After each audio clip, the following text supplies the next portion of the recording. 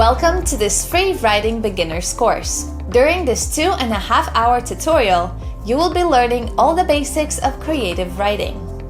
If you would like to learn everything about this skill and start writing like a pro, head to skillademia.com and get access to the full course. Now, let's begin. Welcome to this creative writing course, which intention is to go from zero to hero. That means that regardless your level as a writer, you will find here all the tools to become a great writer, to discover the great writer in you. So here you will find all the tools. It doesn't matter if you are trying to work for non-fiction work or a fiction work.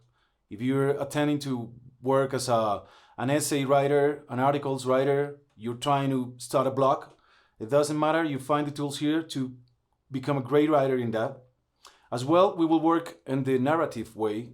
And if you're thinking about becoming a fiction writer, you will find here all the tools. I'm Carlos Salazar. I've been a writer for 20 years or so now. I collaborate with different reviews and magazines. So along with all the material I'm going to share with you, you will find some of my work. If you're interested in reading it and watching it, I'm going to share as well a short film that we made last year. So I'm a writer basically, and my intention is to share with you all the secrets, all the tips that I've learned along these 20 years. So as the Jack the Ripper said, let's go by parts. So I'm gonna give you a small introduction on all the subjects, all the items of the course.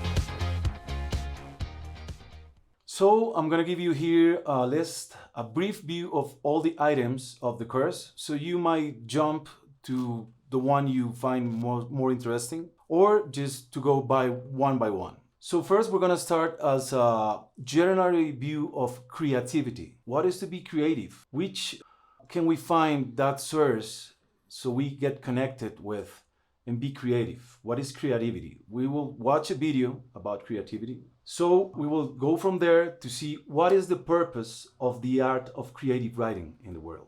Why do we write? We will go to catch the great writer in you. We will talk about writing, rewriting, living, observing, loving, traveling, and getting in the soul of all things, as Flaubert said once. And we will go after the joy of writing from Ray Bradbury.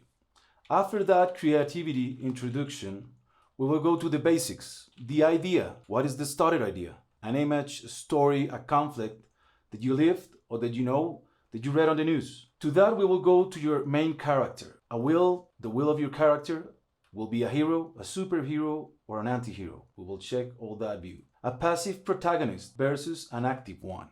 What is that? We will check the others, the secondary characters, which is the importance for them. The wall, we will identify your main conflict, the dramatic conflict of your idea. But MF, we will build a strong antagonist. We will check the example of Pulp Fiction, Misery by Stephen King, and different examples. Stairway to heaven or to hell, the structure. How would you build your story? Using which structure, right? We will see the most common structure, the 3 acts structure, the beginning, the middle, and the end. We will see the hero path, another paradigm, another structure. Discover your own way. Which structure is the best for you?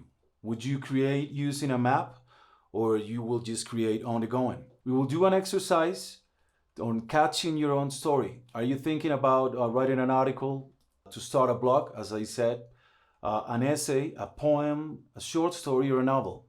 You will find here the tools to complete that story and to end with a professional document to show it to any producer, any editor at any magazine, and we will see that with an exercise here.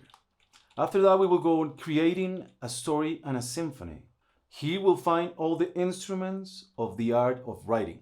We will check the plot, the form, the rhythm, the tone, the style.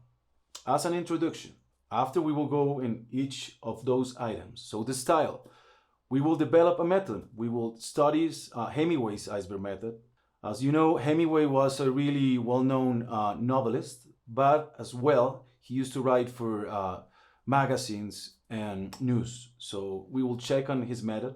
We will study a short story from Hemingway to see that iceberg method. What is it about? And that will bring us to the text and the subtext. What is beneath the surface of the text? What are we really trying to say? We will go after, I'm part of my French here, but we will go with le mode juste et le prévu de Gaulois. I'm practicing my poor French here because it's a theory by Flaubert, the author of Madame Bovary, that translates the right word and the screaming test. It's a really good exercise for you when you're revising your text, editing your text. It's really good.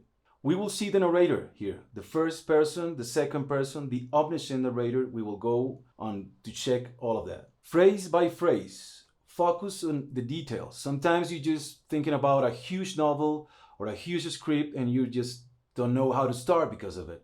Well, we will see how focusing on the details will help you start with your story. We will go on the scene.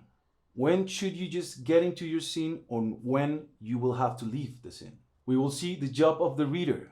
How should you read being a writer? Catching ideas. Where can you catch the ideas? Meditation, the news, the life. Find your own story. We will do an exercise based on the case of Elisa Lam. It's a really well-known case. I'll explain you the exercise after, so we will use all these tools on this particular exercise. After that, we will go to creating and developing. We will start creating and developing characters. So how you build your character, your principal character, your secondary characters. So we will check the story of a killer, The Perfume. That's a really well-known novel by Patrick Susskind. We will check Grenoir, his protagonist. He's an anti-hero for sure, but one of the most beautifully done protagonists. Develop your characters.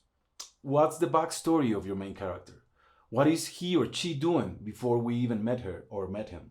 So the backstory, the family story, the antecedents, the shadows and lights of your protagonist and your antagonist, all of your characters should have a shadow and a light, as we do in real life. The dialogue, how your characters should talk. We will do an exercise based on the same case, Elisa Lam's case, to develop our characters and our dialogues. We will finish this developing characters part with the transformation arc, because your story will begin with your character as he is or she is, but he or she will end up in a different way. That's called the transformation arc. You want to use it in your story. You won't. We will see it. We will see how to create and develop the overview. What is the overview? The universe of your story. When and where is your story located? We will actually do an exercise to play with the space, to play with the plots, the times. We will check on Pulp Fiction. We'll make a review on Rayuela of Julio Cortázar novel, and also one of his short stories, La Noche Boca Arriba, which is translated The Night Upside Down, that will show us how to play with the space and the times. After that, we will go with the synopsis. Which types of synopsis can you have? What is it for? And we will check an exercise based on all the topics. We will write a 2-page synopsis. This document will work for you as a professional document that you will be able to show as a selling document for any producer or editor you want to show your work for. Okay. We will go after creative writing languages. We will develop the genres. So we will talk about the short story. We will focus on the novel later. We will talk about poetry, essay, or a script for a movie or a play. So regardless your genre, regardless the type of creative writing you're thinking about developing, we will check all the types of creative writing. After that, we will end up the course with a chapter I call Starting Over. We will set a writing routine. We will go, how should you write? I'm using this phrase from Ernest Hemingway as well. He said, write drunk and it's sober. What is it? How is rewriting? How do you get the perspective to correct and rewrite? Stephen King wrote once, "To write is human, to edit is divine." We will see that in that part of the course. We will check how to block the writer's block. We will find some creative writing exercises about finding your own space. We will close this part with a brief conclusion of the course. I'll give you, as I said, all the tips, all the secrets that I've found handful for these 20 years of experience. So let's see what you think. Welcome. To start, we're gonna start with creativity. I'm gonna share with you a video which is called "Give Yourself Permission to Be Creative." Based on this video, we're gonna go on a different topics that you might find on this video, so enjoy it.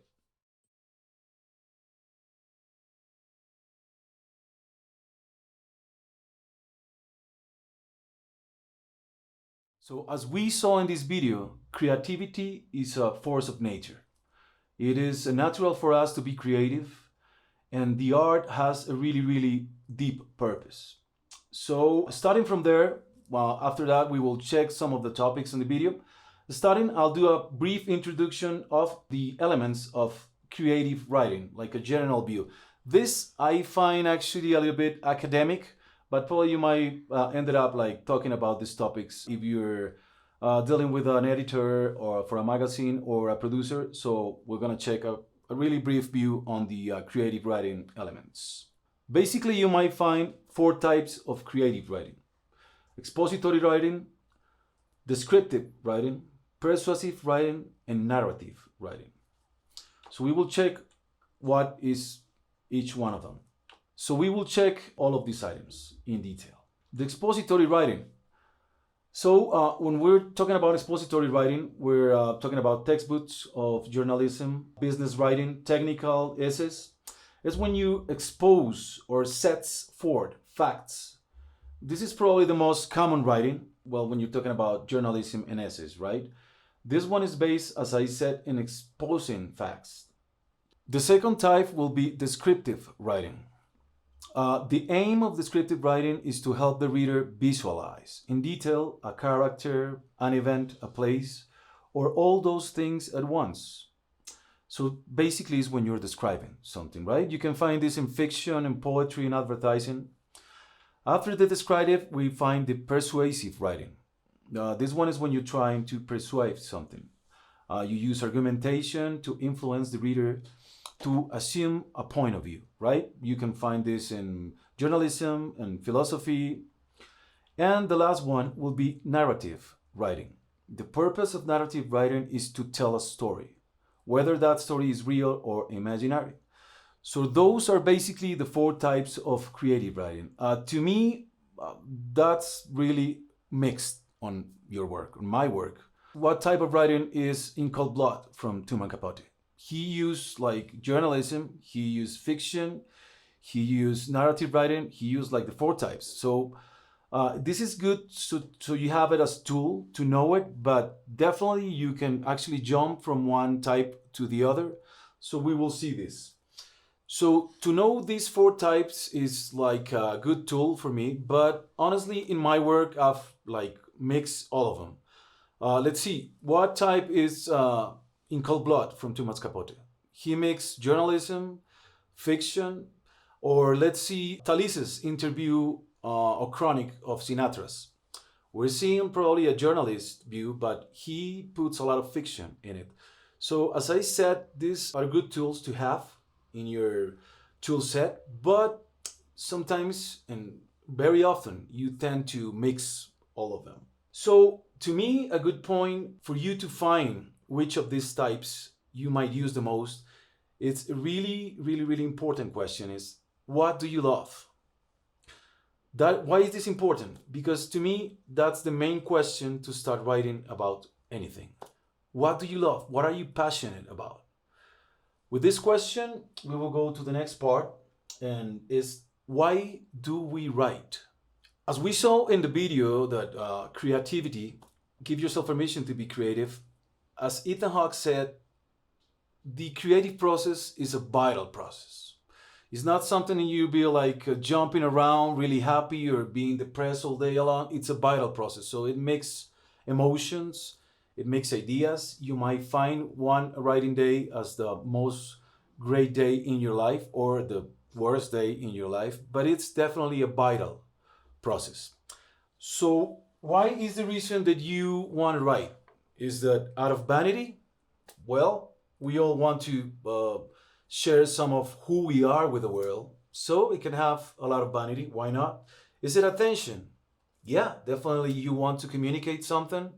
Well, that's we have good attention and bad attention. So, in this first part, like this general view, I just want you to bring some examples. Like in my case, all of my works really get better when I shared what I wrote with my dad. Like my dad was my top reader. So it definitely helps if you have someone, some friend, or someone in your family that can like read your work and give you some feedback.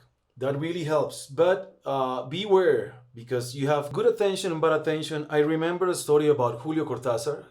When he was writing, you will translate the short story as The Hunter, probably, is El Perseguidor in Spanish. It's a really well-known short story that he wrote about Charlie Parker's life when he actually realized that Charlie Parker was dead. So he shared this short story with a friend, which advice was like, man, throw it into the garbage can. And now it's like a really well-known short story. As we also saw in the video, the world is an extremely unreliable critic. So believe in yourself. And as I said, get a good reader that will give you feedback. Another of the stories, Stephen King's was working like a crazy, was giving classes and writing as a crazy, and then he just dropped something, a manuscript, on the garbage can. His wife like rescue the manuscript on the garbage can and say, hey man, you should just like continue with this. This is good. That's scary. That's like his first really good novel. So as I said, it's really if you have a really good reader on hand for you to share your work. So why is it we write? Well, it's attention, it's vanity, and also to communicate. For some of us, it's actually not to get mad. As we will see in the next text from Ray Bradbury, it's, yeah, but for some of us, writing is living. So when you actually set a routine to write every day, to write, it's a way of living. So why is it that we write? Well, for some of us, it's as Bukowski said once, he actually has a book called These Words I Write Keep Me from Total Madness. For some of us, it's really vital to write. So ask yourself, why are you writing? Why is it that you want to be a writer? Why is that significant in your life? For some, are actually a healing process.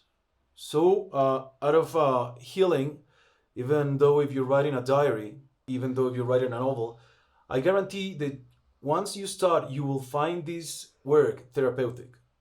I'm gonna read you a text from Bradbury. It's called The Joy of Writing. And I'm gonna actually share a video with you from Alan Moore. He's a screenwriter and a writer. On this healing subject, you will find also that with writing, with the power of writing, you can heal and you can course. I'm gonna share an Alan Moore video and all the materials of the course that you will find the power, along the years of the word, of writing. With this, we will go with catching the great writer in you. So on this writing process and this healing process of writing, I'm going to share with you guys a book of essays from Ray Bradbury, and I'm going to read a little bit part of it so you will find what is it about. I said we're going to read a little bit of Zen in the Art of Writing by Ray Bradbury. This is a really good text for any type of writing. So we're going to read a little bit of the prologue, which title is How to Climb the Tree of Life. Throw rocks at yourself and get down again without breaking your bones or your spirit. Writing is survival. Any art, any good work, of course, is that. Not to write for many of us is to die. We must take arms each and every day, perhaps knowing that the battle cannot be entirely won, but fight we must. If only a gentle bout.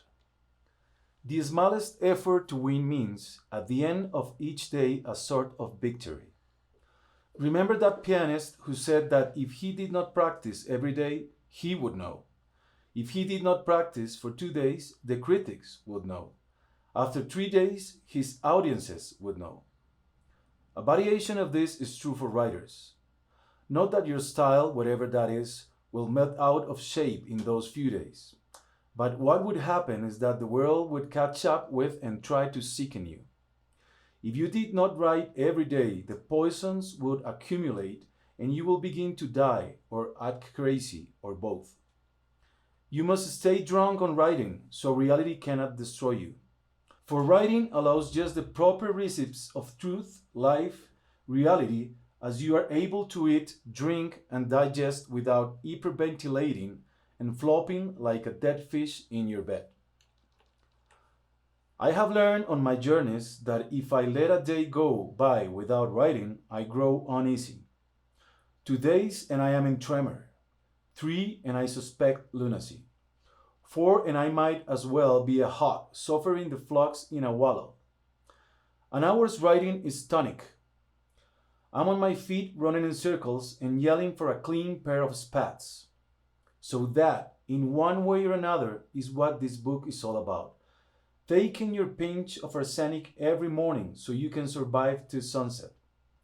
Another pinch at sunset so that you can more than survive until dawn. The micro-arsenic dose swallowed here prepares you not to be poisoned and destroyed up ahead. Work in the midst of life is that dosage, to manipulate life. Dose the brick-colored orbs up to mix with the dark ones, blending a variation of truths. We use the grand and beautiful facts of existence in order to put up with the horrors that afflict us directly in our families and friends, or through the newspapers and TV. The horrors are not to be denied. Who amongst us has not had a cancer-dead friend?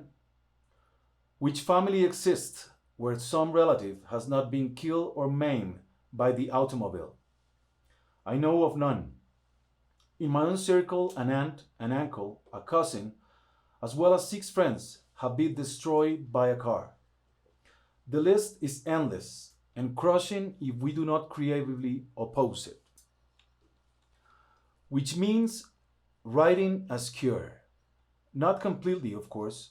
You never get over your parents in the hospital or your best love in the grave. I won't use the word therapy. It's too clean, too sterile a word. I only say when death slows others, you must leap to sit up your diving board and dive headfirst into your typewriter.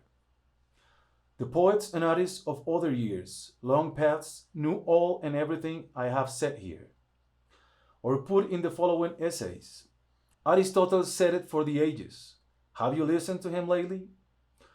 These essays were written at various times over a 30-year period to express special discoveries, to serve a special need. But they all echoed the same truths of explosive self-revelation and continuous astonishment at what your deep well contains if you just hold off and shut down it. Even as I write this, a letter has come from a young unknown writer who says he is going to live by my motto, found in my Tony V. Convector. To gently lie and prove the lie true. Everything is finally a promise. What seems a lie is a ramshackle need, wishing to be born. And now I have come up with a new simile to describe myself lately. It can be yours as well. Every morning I jump out of bed and stamp on a landmine. The landmine is me. After the explosion, I spend the rest of the day putting the pieces together. Now it's your turn to jump. Now we're going to read a little bit of the first essay, which is called The Joy of Writing. Wouldn't it be wonderful, for instance, to throw down a copy of Harper's Bazaar you happen to be lifting through at the dentist, and leap to your typewriter and write off with hilarious anger, attacking their silly and sometimes shocking Esnovision? Years ago, I did just that. I came across an issue where the bazaar photographers, with their perverted sense of equality, once again utilized natives in a Puerto Rican backstreet as props in front of which their starved looking mannequins poster for the benefit or yet more emaciate half women in the best salons in the country. The photographs so enraged me, I ran, did not walk, to my machine and wrote Sun and Shadow, the story of an old Puerto Rican who ruins the bazaar photographer's afternoon by sneaking into each picture and dropping his pants. I dare say there are a few of you who would like to have done this job. I had the fun of doing it. The pleasing after effects of the hoot, the howler, and the great horse laugh, probably the editors at the bazaar never heard. But a lot of readers did and cried, "Got it, bazaar, go with Bradbury." I claim no victory, but there was blood on my gloves when I hanged them up. When was the last time you did a story like that, out of pure indignation? When was the last time you were stopped by the police in your neighborhood because you like to walk and perhaps think at night? It happened to me just often enough that, irritated, I wrote The Pedestrian, a story of a time 50 years from now when a man is arrested and taken off for clinical study because he insists on looking at untelevised reality and breathing an air-conditioned air. Irritation and angers aside, what about loves? What do you love the most in the world? The big and the little things. A trolley car, a pair of tennis shoes. These, at one time when we were children, were invested with magic for us. During the past year, I've published one story about a boy's last ride in a trolley that smells of all the thunderstorms in time, full of cool green moss velvet seats and blue electricity, but doomed to be replaced by the more prosaic, more practical smelling bus. Another story concerned a boy who wanted to own a pair of new tennis shoes for the power they gave him to leap rivers and houses and streets, and even bushes, sidewalks, and docks. The shoes were to him the search of antelope and gazelle on African summer veldt. The energy on foolish rivers and summer storms lay in the shoes. He had to have them more than anything else in the world. So simply, then, here's my formula. What do you want more than anything else in the world? What do you love or what do you hate? Find a character like yourself who will want something or not want something with all his heart. So, as we saw in the video, Ethan Hawke talks about different subjects. The main one, play the fool. To me, play the fool translates to take risks. So here I want you to discover the great writer that in you, which means you will have to create your own rules. You will have to create your own schedule. So I'll give you just some basis for it. Take risk means go farther than you want to go. Put your characters in troubles. After we will see different subjects that we saw in this video. We will see it on the themes that we're going to see, the topics we're going to see in the course. By now, we are going to discuss why do we write. So as we saw, we're going to check now the basics. As they said, learn the rules as an amateur so you can break them as a pro. So in this section, we're going to go through the idea. What's the starter idea, the image, the story, the conflict. We will see the theme. What do we write about? We will check our main characters. Then we will develop a passive protagonist versus an active one. What is it? What's the difference? We will check the secondary characters. We will see the main conflict, the dramatic conflict in our history. We will build a strong antagonist. After that, we will see the stairway to hell or heaven, I call it, which is basically to see the structure, the narrative structure of our story. We will see the 3 acts structure. We will check as well the hero path, another structure. And we will discover your own way, which is the structure that fits the best for you and your story. That's basically what we'll see in this section. So to start, we will go with the idea. So which ideas are creative ideas? In my case, the idea actually sets what type of creative writing I'm going to develop in, right? So sometimes I have an idea for an article, sometimes I have an idea that I know it's going to be a really good short fiction story. It depends. Well, what the ideas come from? To me, actually, it comes from everyday life. There's a story. You will see that I really like Stephen King. So yeah, there's another anecdote from Stephen King's. So Stephen King was actually working on his novel, and he just like left his studio for I don't know 5 or 10 minutes. He was at that time probably drinking. Probably he was like he went for a beer or whatever, and he had his son was a small kid around 7, 8 years old. So when Stephen King left the studio, when he got back after 10 minutes, the kid had the manuscript on his hands and he was like writing all over. He was just breaking the manuscript all over. And Stephen King at that point said like, I can really kill this kid right now. Just with that feeling, with that thought, we have The Shining now. The Shining is one of his best well-known works. Just got out of that feeling like, hey, I could kill this kid because he destroyed my manuscript. And yeah, out of that, he wrote The Shining. It's a actually well-known film as well with Jack Nicholson. That was the starter for Faulkner. Actually, The Sound and the Fury was just an image. For him, it just was an image of this little kid that he kept like dreaming about. That was the starter for him. So as I said, we have different types of ideas, but to me, it's a constant search. You will find the ideas on your daily like so how many love stories you might find in your life? So what's the story between you and your couple or a friend story? So ideas will come out of daily life. So ideas, as I said, mark it will set the type of creative writing you are developing or you want to develop in your life, in your writing career. So here the idea is that you pick one idea that you might have from years or that you just like came up with. But the idea is for you to bring an idea for a story, for an article, for an essay, for a blog that you want to start.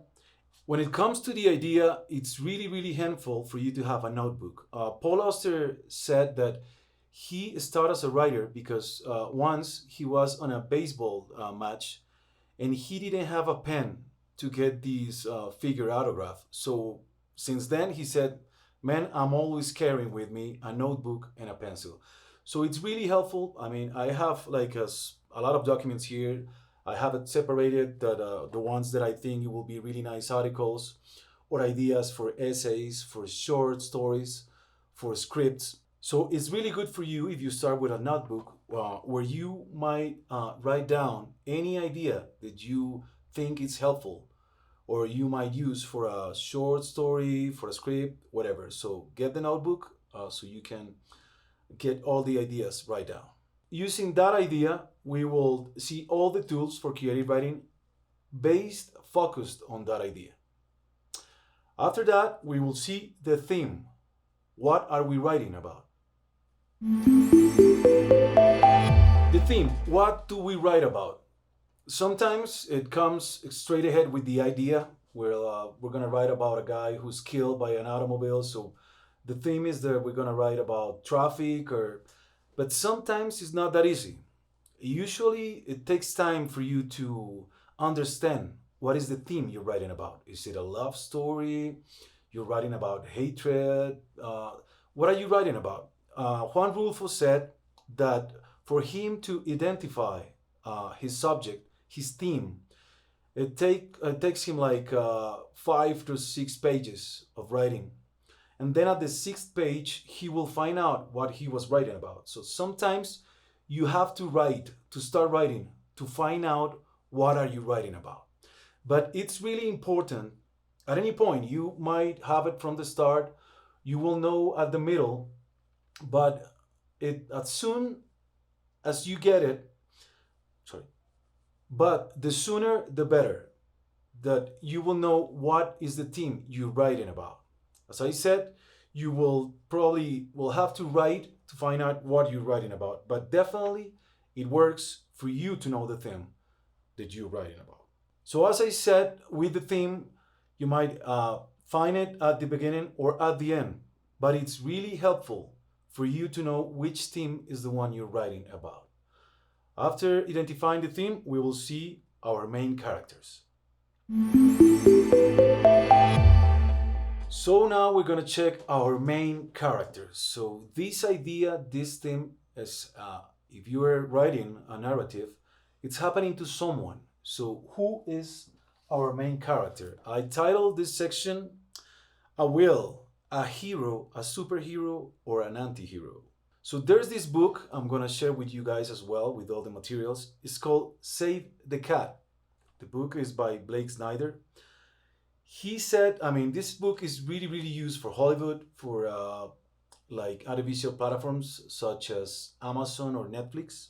The book starts describing this guy who is just walking on the street.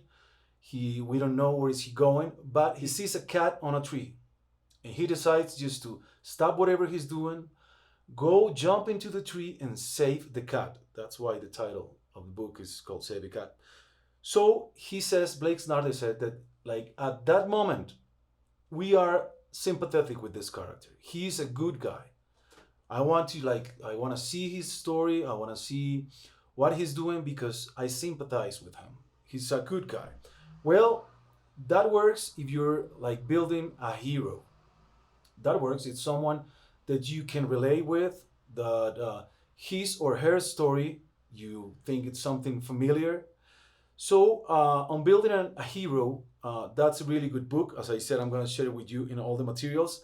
But what happened if we are building an anti-hero? For those who have read The Perfume, I think a really, really good example is Grenoir, the protagonist of The Perfume. So I'm going to give with some spoilers for those of you that haven't read the book. But it's with Grenoble, he's born like in a fish market. His mom tries to kill him.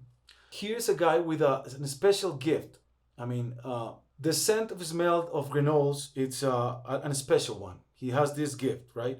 But as an anti-hero, he's a martyr, actually. So we are following the story of a martyr, but we love this guy. So The Perfume is the story of a murderer, and we fell in love with. Grenoble is a really, really interesting character. For instance, everyone that gets into his way end up dead. Like all of the characters who Grenoble meets along the story end up dying some way.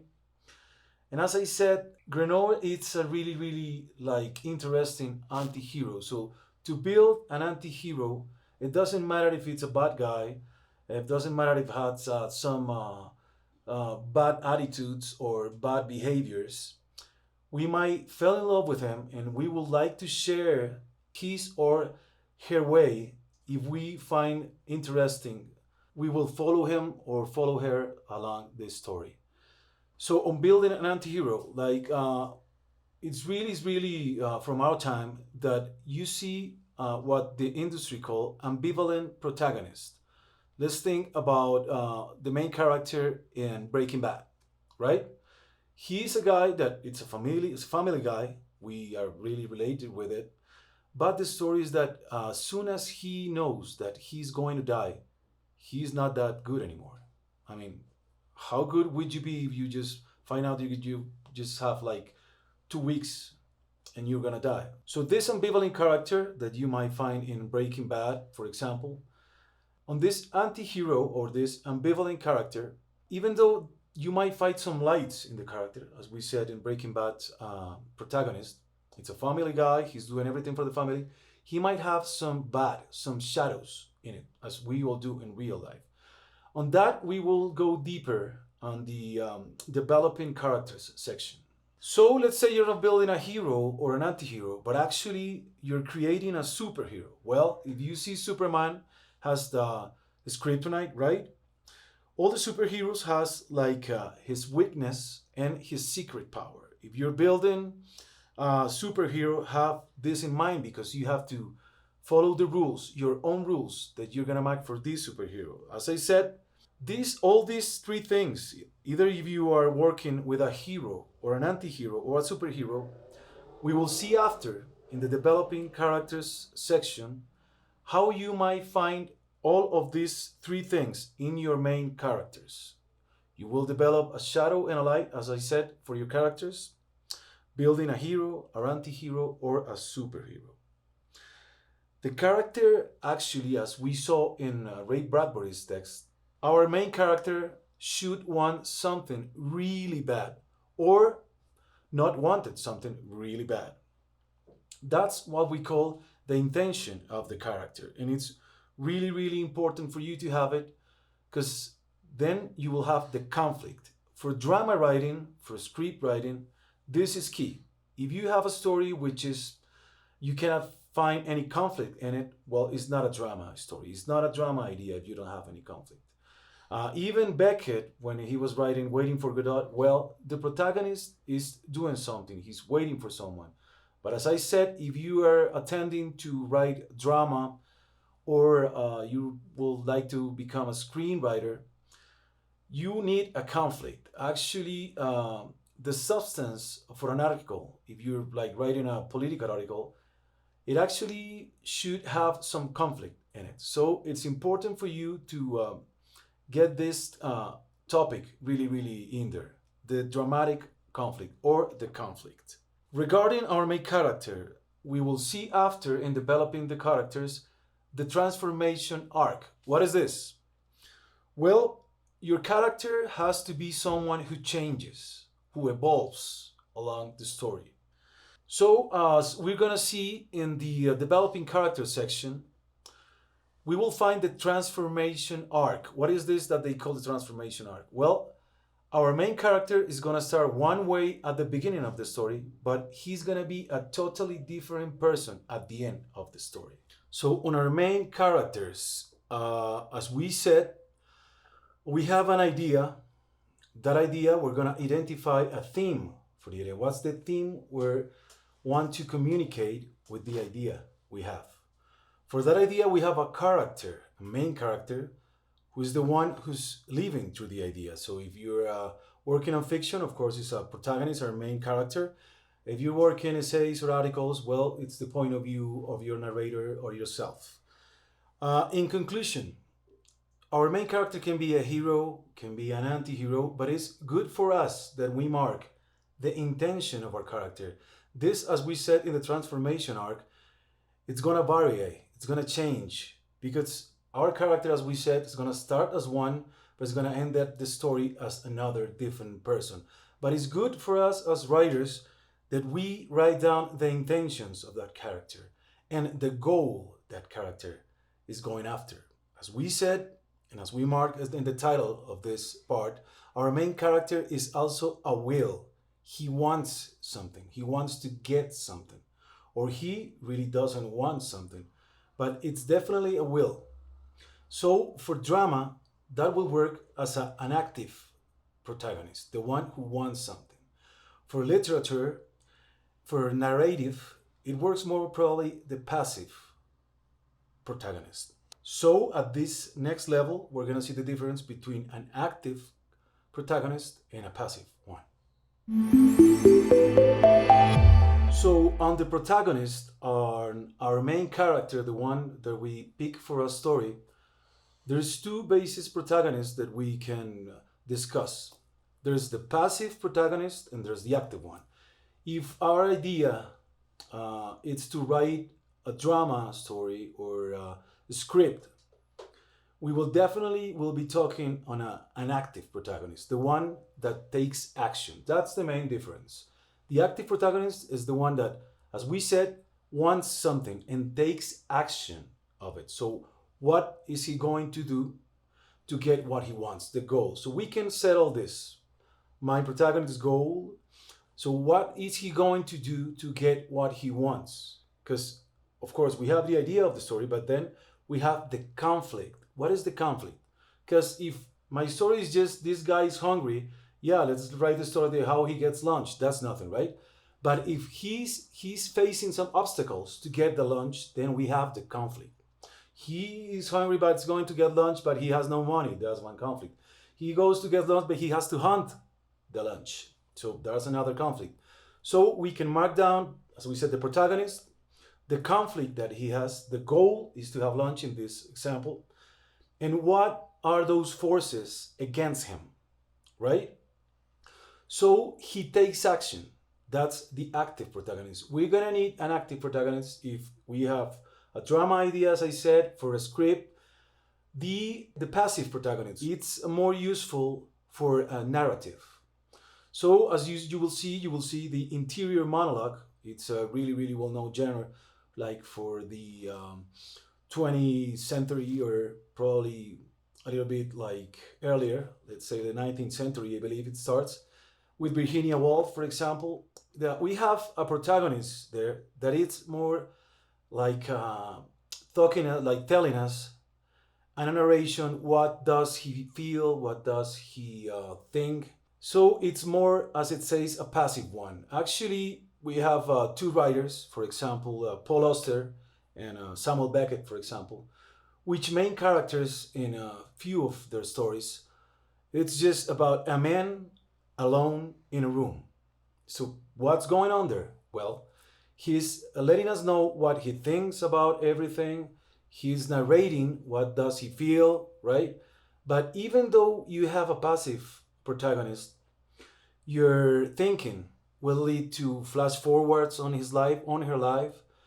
But as I said, if you're thinking about narration, literature, probably you might want to use an passive protagonist. If you're thinking about drama or script, you definitely gonna need the active one, the one that takes action. As I said, and as we're gonna say along this course, all the course, it depends to you if you want to mix them. If you have a passive protagonist which ended up acting at the end, he wakes up. That can be one. That's a little bit of the Matrix as well. If you want to start an active protagonist, which ended up like just thinking about all that happened to him, it can be done. As I said, and you're gonna listen along the course, you will create your own writing rules. But here we just set the difference between an active protagonist and a passive one. So we have our idea, which we identify the theme for that idea. And we have our main character. That's the one that we're gonna follow through the story. This is the character we're gonna identify with, right? It's the one telling us the story to us. But like around this character, we will have more characters. First, to start, is really important the notion of what is essential to tell your story. Sometimes we tend to just add and add and add. There's a story of James Joyce who wants to keep adding to the Ulysses. If you've read the book, it's a really like long book, but he wants to actually keep adding. I mean, until the editor say, "Hey, man, that's good as it is. So just give me the book." So focus on what is essential to tell your story. In that sense, you have to just probably name and just number all the secondary characters you might think they're gonna be useful, they're gonna be essential to tell your story. As we saw in Elmo Lorna's video, he take his characters like they will audition him. So do the exercise with your secondary characters. How they talk, how they walk, what are their names.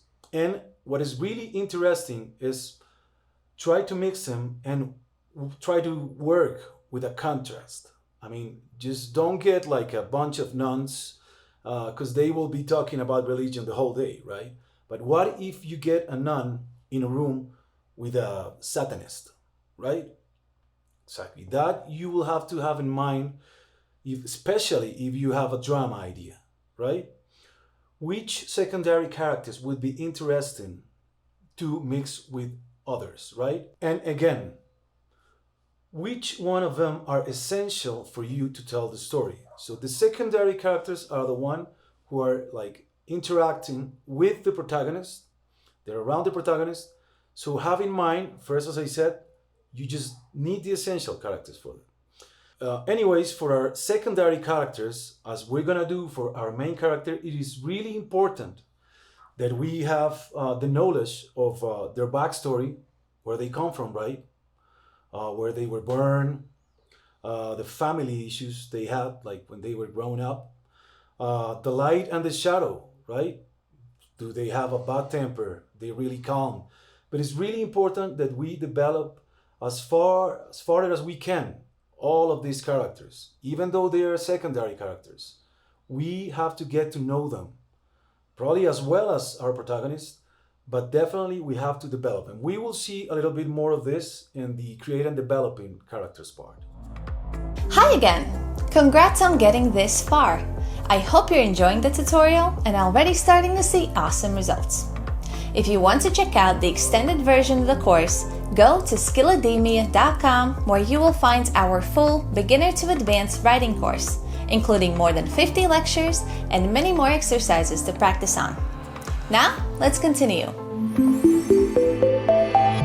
I've titled this part The Wall, and goes by trying to identify your main conflict. This is really, really key, man. This is really, really important. Now I'm writing a script in which I'm co-writing it with my brother. That's why I said we. We are trying to identify it because first we thought it was a love story. Then it was a learning story about being a man. And after, just one story can vary because, of course, if you're writing drama, you will have different conflicts. I mean, drama story goes conflict after conflict. But you will have to try to identify your main conflict. This is really actually linked to your theme. What is it your story about? Is it a love story? It's a political story. It's about a guy who accidentally turns to just open the control room of the world of a company or something. Is it about a guy like trying to go from one country to the other? I mean, it depends on what your theme is for the story. That goes totally related to your principal conflict, your main conflict. So this sometimes you don't get it from the beginning. Sometimes you have to, like, really often, you have to start writing. You have to start working with the story sometimes to identify which conflict is the one that is your main conflict, your principal conflict. As I said, is related to the theme you want to tell about. Sometimes you start like telling a love story, right? So guy meets a girl, they start knowing each other. But if you just get a digression, it's pretty common. You will start like going like some other way. That's why it's really important for you as soon as possible to identify this main conflict. What is your story about? This the example that I just gave. There is a guy in love who met a girl. Is the guy hunting? Is the guy looking for lunch that we discussed before? So identify your main conflict, so you will definitely like keep the path of your story and you don't go other ways. Either way, there's different views for this way, for this main conflict. Sometimes you may like go into the main conflict, through the different views of the characters which are involved in it, right? It doesn't matter. It's the same dramatic conflict. So for me, it's really important for you, as soon as you can, as I said, mark it down. My story's conflict is this, is the guy looking for the lunch. The conflict is he wants to get married, but no. Romeo, it's in love with Juliet, but their families are enemies. Easy, right? So in conclusion, it is essential that you identify as soon as possible this dramatic conflict so you won't go and lose time writing like other ways. This dramatic conflict, as we said, it's the one that will mark the path of your protagonist in the story. Okay, so we have our protagonist, and we are saying that there's going to be a conflict. So something or someone that is against our protagonist. So here is our antagonist. To build a really strong antagonist is key. Alfred Hitchcock said that it's not the protagonist sometimes strength what makes a story good or not, but the strength of the antagonist. So that's really key in a lot of stories.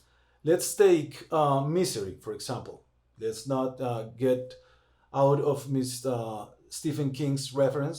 So in this novel by Stephen King's Misery, probably it's also a movie, you will see this female character who actually takes the author, this writer, under her custody.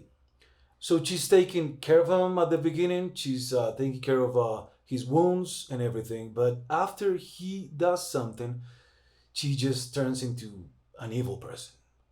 But we love this character already at the middle of the story. When we found out like she's really evil and she started like torturing the author, she's like, this is one another example of how an idea, how an image, how an event in your life can turn into a really good story. Stephen King was a really well-known author, and he was like writing one time on his house. He just like heard a noise, and he was like, "What's that? What's going on?" So when he got out of the studio, he discovered that it was a guy on the patio, like at the back of his house, and he was like, "Hey, I'm your fan number one, man. Just sign me this book," and whatever. It was like it was a creepy moment, right? It was a creepy moment, and he said, "Man, these fans can be something really creepy," and he develops Misery. So going back, our antagonist, is like a really important part of our story. It's the one that's gonna have like the opposite force of our protagonist. So on how to develop this character, this antagonist, we will see it on the topic after on how to develop characters, right? How to create them. Talking about Stephen King's, I'm going to let you parts of on writing. It's an essay out of the same author. It's really, really good. It's key, and he gives a lot of tips on what is this vocation of writing, right? So on the antagonist, again, you might want to take something out of you. What is that shadow that you have, or who is the antagonist of your life? For some can be the wife, for some can be the mother-in-law, but take out of your experience that shadow, that evil character, and work it beyond. As we said in Stephen King's case, it was a fan. He was a fanatic that he was just like, he went like too far, right? But out of that, you can build your antagonist. And remember, it's going to be the one against your protagonist. So probably they want the same thing. They're fighting to get it first. I don't know. Or probably the antagonist is the one that's gonna like forbid the protagonist to get what he wants. The important part is that you need to build a strong antagonist, probably stronger than your protagonist. Because as one writer said to me once, probably we just discussed it in this course, you want to get your principal character in trouble. Don't play comfy. Don't play comfortable and just, yeah, I'm gonna put him just on the studio giving a class. That's for me. But when you're talking about your main character, you just put him in troubles. What is where's the scenario for this guy? Try to work from there. Especially if you're planning to write drama, as I said, a script. If you were doing a narrative, you can think on your protagonist or antagonist probably as an idea. It can be actually an idea if you're thinking about working in essays, so as I said, narrative, and you're working more on the passive protagonist. Well, probably the antagonist can be the same protagonist, probably an idea, a different face of the same people. But in conclusion, if you're working on a drama idea, you need to build a strong antagonist. So I've titled this part Stairway to Hell or to Heaven. The structure. I titled it like this because to find your structure, the structure that will fit your story, it's really key. So there's, at the beginning, there's just two different ways of approach this. The first one, like Paul Auster, he's an author that starts writing, or Jim Harrison, he said he does the same. They start writing, and along their writing, they're going to find and they're finding the way to continue the path of the story. So they don't start with a map of route, with the ending part that they already know where they're going, but they start and along the way they find the conflicts, they find where they're going. And there's another way to do it, which is like really useful, and we work a lot with it when you're working and writing for drama or scripts. And it is that you have the structure first. So you come with the idea, then when you get the idea, you have the characters. Then you think about the structure. So what's going to be the beginning? What is going to be the middle? It's what's going to be the end. This one, it's a really good way to organize your story. So if you're thinking about writing a drama, writing a story, narrative, or as I said, a script, this is really helpful. So get the idea that you have and try to identify first the ending, where your idea is going to end, right? From there, you will find the beginning of the idea, the middle part, or the nuddle, they call it as well, and then the resolution or the ending.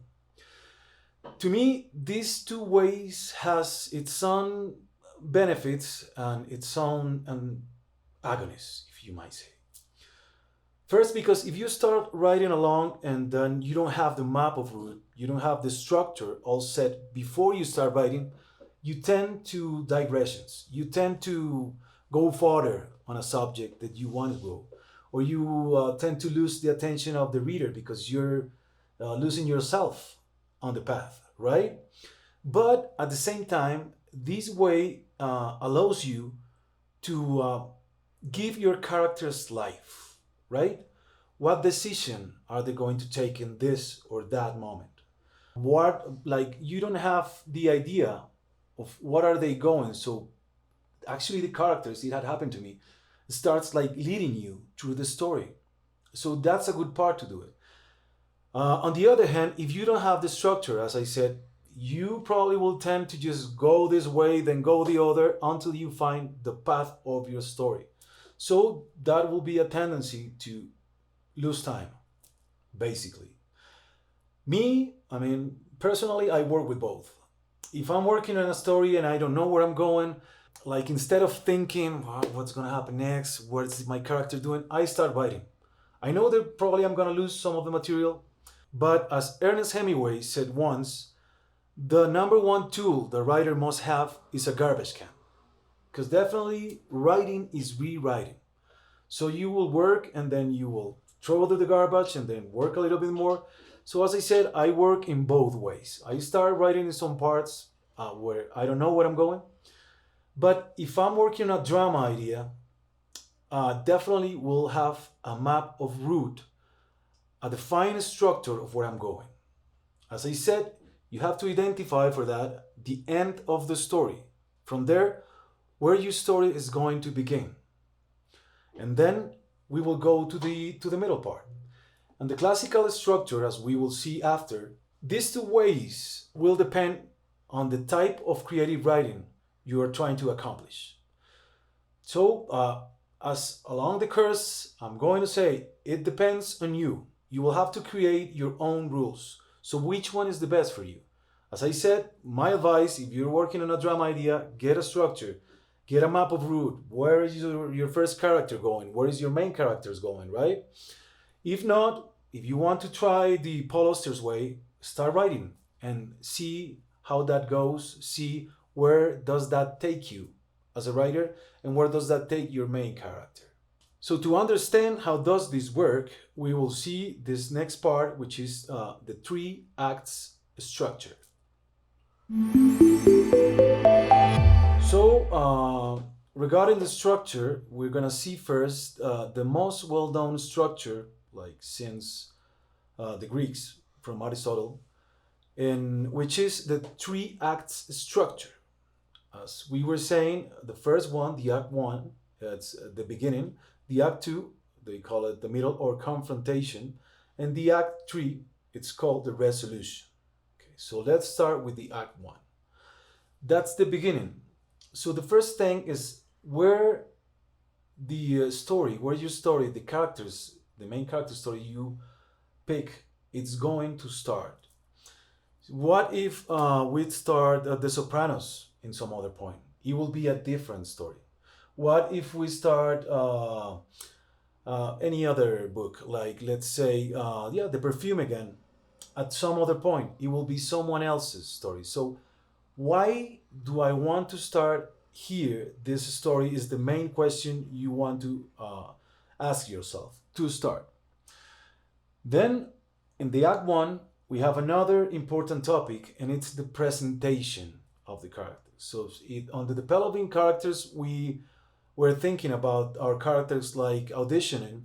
So on presenting our character, our main character, and probably all of our characters, there's a story, there's an anecdote of a really well-known author. It's a modern author. It's called Karl Snaggart. I think that's the way it's pronounced.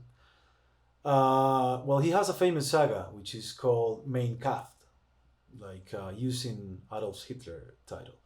So the story is that he has never written a script before. So when the director told him like, hey, you have to present, sorry, your characters. He started like, if they were really auditioning, hi, I'm the main character. I'm gonna be the good guy. My name is Julian. So no way, no way. I mean, you can see that like in that bad attempt of doing a script or in probably really bad TV shows. But what you're looking for here is a naturalistic way to put the protagonist into the environment. As we're gonna see in the hero path, a lot of stories are going to start in the what they call the ordinary world. So let's see the Lord of the Rings. So we have the story of this hobbit, where the hobbit lives. So that we call it the ordinary world. So think of which is the ordinary world of your protagonist. That's one way to start it, as we will see in the hero path. And as I was saying, try to do it naturally. A really good way, as example, it's how the Heart of Darkness of Joseph Conrad starts. We start knowing the main character by the main character telling us this character he's going after. There's a really good adaptation for film out of this book, which is actually a really famous movie. It's Apocalypse Now, from Francis Ford Coppola. And in this story, we start knowing the main character by hearing him telling us about the Colonel Kurtz, which is going to be the antagonist. So that's one way of presenting our main characters. When we're thinking about the Act 1, we're thinking, as we said, if we're writing for drama, we're talking about turning points, right? Turning points which take the story to a different path the story was taking. So in the industry, Robert McKee paradigm is really used, and he calls it the inciting incident. That's gonna be the first inflection point in the Act 1. So in a case, for example, we have Alfred Hitchcock, Rear Window, right? So in that story, James Stewart character is a photographer who is just being out of a traffic accident. So he is at home, he's recovering at home, and he's bored, right? So he starts watching, using his camera to watch his neighbors. And just in the house in front of the street, he sees someone his neighbor carrying a dead body. That's right there, the inciting incident. So as we were seeing in the hero path, we have our hero in his ordinary world. This works here as well. So we have James Stewart's character at home, that's his ordinary world. He's just recovering after the accident, and bang, he sees his neighbor carrying a dead body. That's the incited incident right there. Act 1. So this is important as well. In the film industry, especially in the film industry, they have really marked the paradigm that first 25% of the story, the second act will take 50% of the story, and the extra 25% of the story will be the resolution of Act 3. As I said, that's a paradigm for film industry out of Robert McKee's paradigm. But it actually works. I mean, if you want to change it, if you want to play with it, That's good, but it's good for you to have it. It's good that you have this information and how does it work. So the Act One. So, for example, the incited incident in the hero path paradigm, it's called the call for adventure, right? So it exists in different paradigms, but it is this: is the main event who changes the whole life of the protagonist. It turns it upside down. So in the Act One, after the incited incident, we have what they call the decision or the second thoughts of the protagonist. Going back to our example, the photographer in a Hitchcock movie, he started to think, right? So, what should I do? Should I go to the police to tell them about what I just saw? Should I like just forget it? So that will mark the end of the Act One, and depending on the decision of our protagonist, we will go to the Act Two. But definitely, our protagonist, we will have a decision. So let's back to the example. If we have an active protagonist, definitely he or she will do something, will take action. I'm going to take the neighbor, I'm going to investigate the neighbor myself, I'm going to go to the police. But the protagonist, the active protagonist, will take action. A passive one will probably, I don't know, will go after and keep watching or just think about that, what he or she just saw. In drama, if we're writing for drama, it is essential for us and our protagonists to think about actions. What actions are going to lead a character are going to take. So the Act One, after the incited incident, will follow by the second thoughts of the protagonist. In our case, in Rear Window, the photographer tell a friend, and the friend is saying, "Hey man, you're crazy. What are you thinking?" There's another actually really good movie to identify this, and it's called Mysterious Murder in Manhattan. It's a Woody Allen movie. They are just a couple. They go to the theater. They have a normal life until the neighbor dies, and they start to be suspicious about the husband killer. So that's another example if you want to check it. Definitely, that decision of the protagonist will start the Act Two. The Act Two, it's called like developing of the story. It's the middle of the story. After we introduce the characters, after we know the characters, in the Act Two, we will see our main characters acting. We will get deeper to know them. So we have like the ascending action is what they call. That is nothing else that the decisions of our main character and what consequences they have, right? We will have obstacles. As we were saying, if we're writing drama, we will need to have obstacles. Let's go back to a ridiculous example. The guy is hungry, okay? We have the conflict. Man, I'm starving. But if you have the McDonald's in the corner and he just go by the McDonald's and get the burger, we don't have any conflict. But if he's going to get the burger and it starts to rain, he has to face a storm, well, you have a force of nature there. That's an obstacle.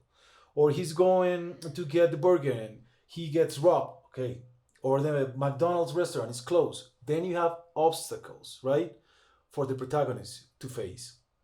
If we're talking to drama writing, this is key. You need to get your protagonist, as we were saying, in trouble. Then you will get the second act, the Act Two, to what is called the midpoint, a big twist. So on the Act Two, a key word is obstacles. The Act Two, it's called as well confrontation. Again, if we are talking about drama, the film industry. So in the confrontation, the protagonist will face the decision he made after the incited incident, right? So again, the midpoint, it's the middle of the Act Two.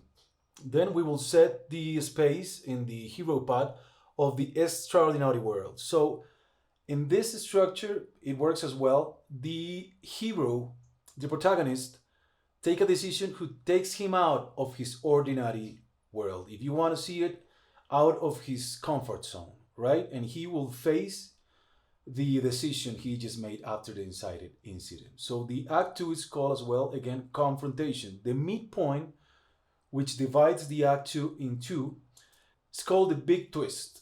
So it's nothing but a decision or an obstacle, a big obstacle that the protagonist has to face and that actually change or usually make the story, make the obstacles even more difficult.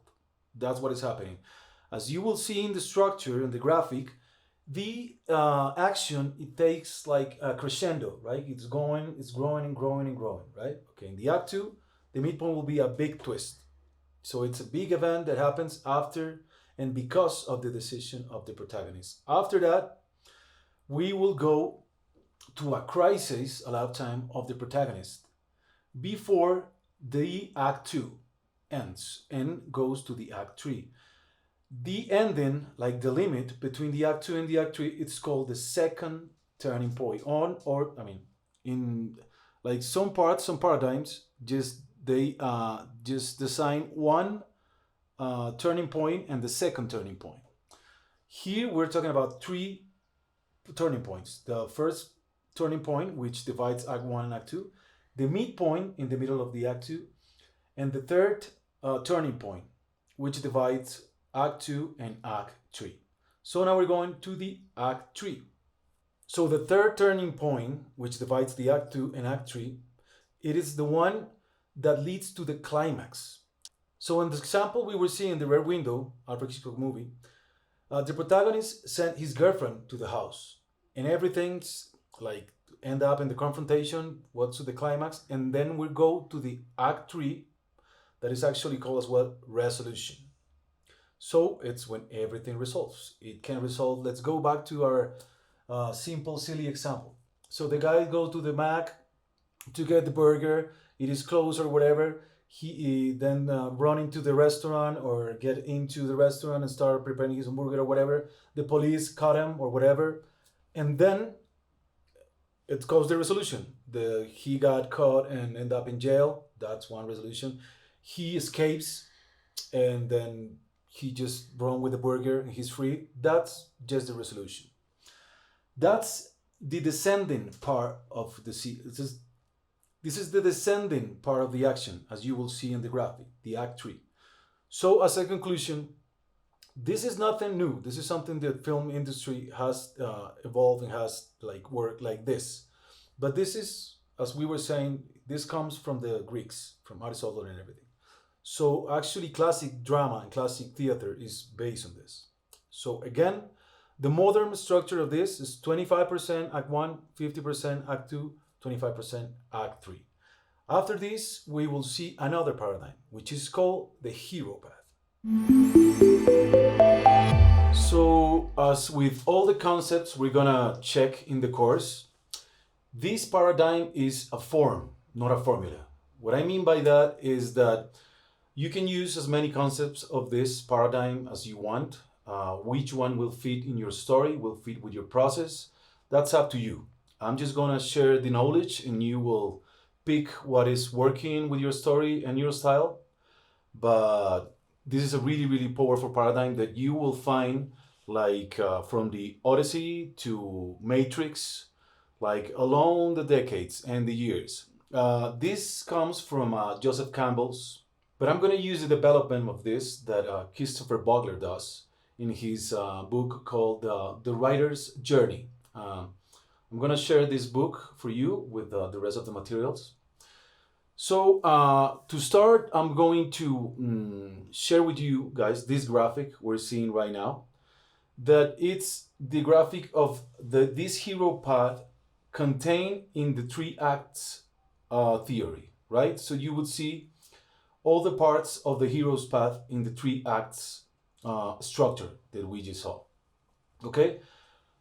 Also, I'm adding now a graphic which is a comparison of the Christopher Bogler's view of this hero's path, like and the Joseph Campbell's version.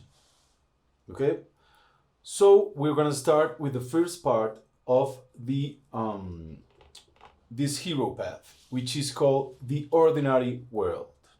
So the ordinary world is basically when we see our main character in his or her day-to-day life, right? His normal atmosphere, okay? So the ordinary world will show the character in his ordinary world to create a vivid contrast. This is one of the principal intentions of this. To create a vivid contrast, with the strange world he's about to get into, right?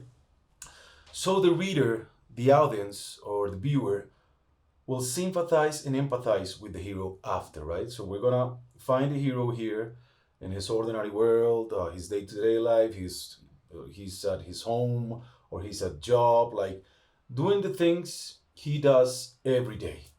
We're gonna meet him first. So as we were seeing in the theory of Black Snyder, so as we were seeing in Black Snyder's theory in Save the Cat, we can find this character doing what he does, so we will start meeting our hero, right?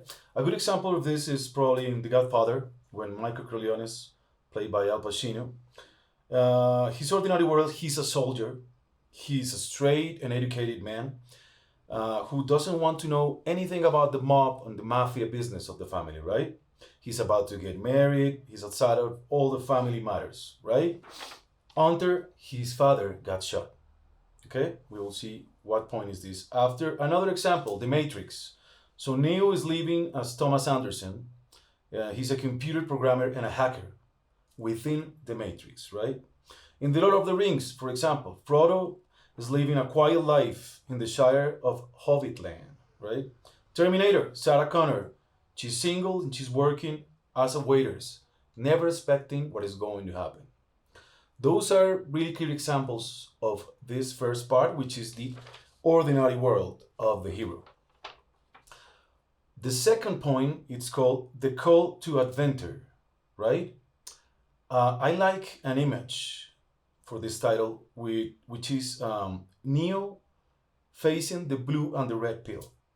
That's right there, that point on an image. Matrix, Neo is facing Morpheus and deciding if he should take the blue or the red pill, right? So this point in detective stories, for example, is when the detective is being asked to take on a new case to solve a crime. That's right, there, the call to an adventure. On revenge plots, it's often a wrong which must be set right. So when the hero gets hurt or the bad guy kills someone that the hero loves, right? In the revenge plots. The call to adventure, that's the intention, establishes the stakes of the game, makes clear the hero's goal. To win a treasure or a lover, to achieve a dream, to confront a challenge, or to save someone, or to protect something, right? Some examples of this point, it's let's go back to The Godfather. Additionally, I'm going to share with you guys a document which you can find all these points in The Godfather's plot. Okay, so you can go and see the movie and identify all these points in the plot in the movie. Okay, so one example in The Godfather of this part is when Michael Corleone is the only one who can protect his father of an attempt of murder and the only one who can face the enemies. Right, this point in The Godfather comes with Vito Corleone's. Michael Corleone's father got shot. That's the first part of the call of the adventure for him. So then he's the only one who can face the enemies, the cop and the Soloso, right? Actually, this is a really, really beautiful name for a character. So Soloso, it means whisper in Italian. So that's the example of The Godfather. Another example, The Lord of the Rings. So Gandalf asks Frodo to use the ring to save all Middle Earth, right? Frodo lives in the ordinary world, he's at the Hobbit land, and then Gandalf's come and say, hey man, we gotta use the power of the ring to save Middle Earth, the call to adventure. Matrix, Neo is asked, as we said, by Morpheus to pick of the red of the blue pill. These pills, what matters are to live in the truth or to live in ignorance of the real world, to stay in the matrix.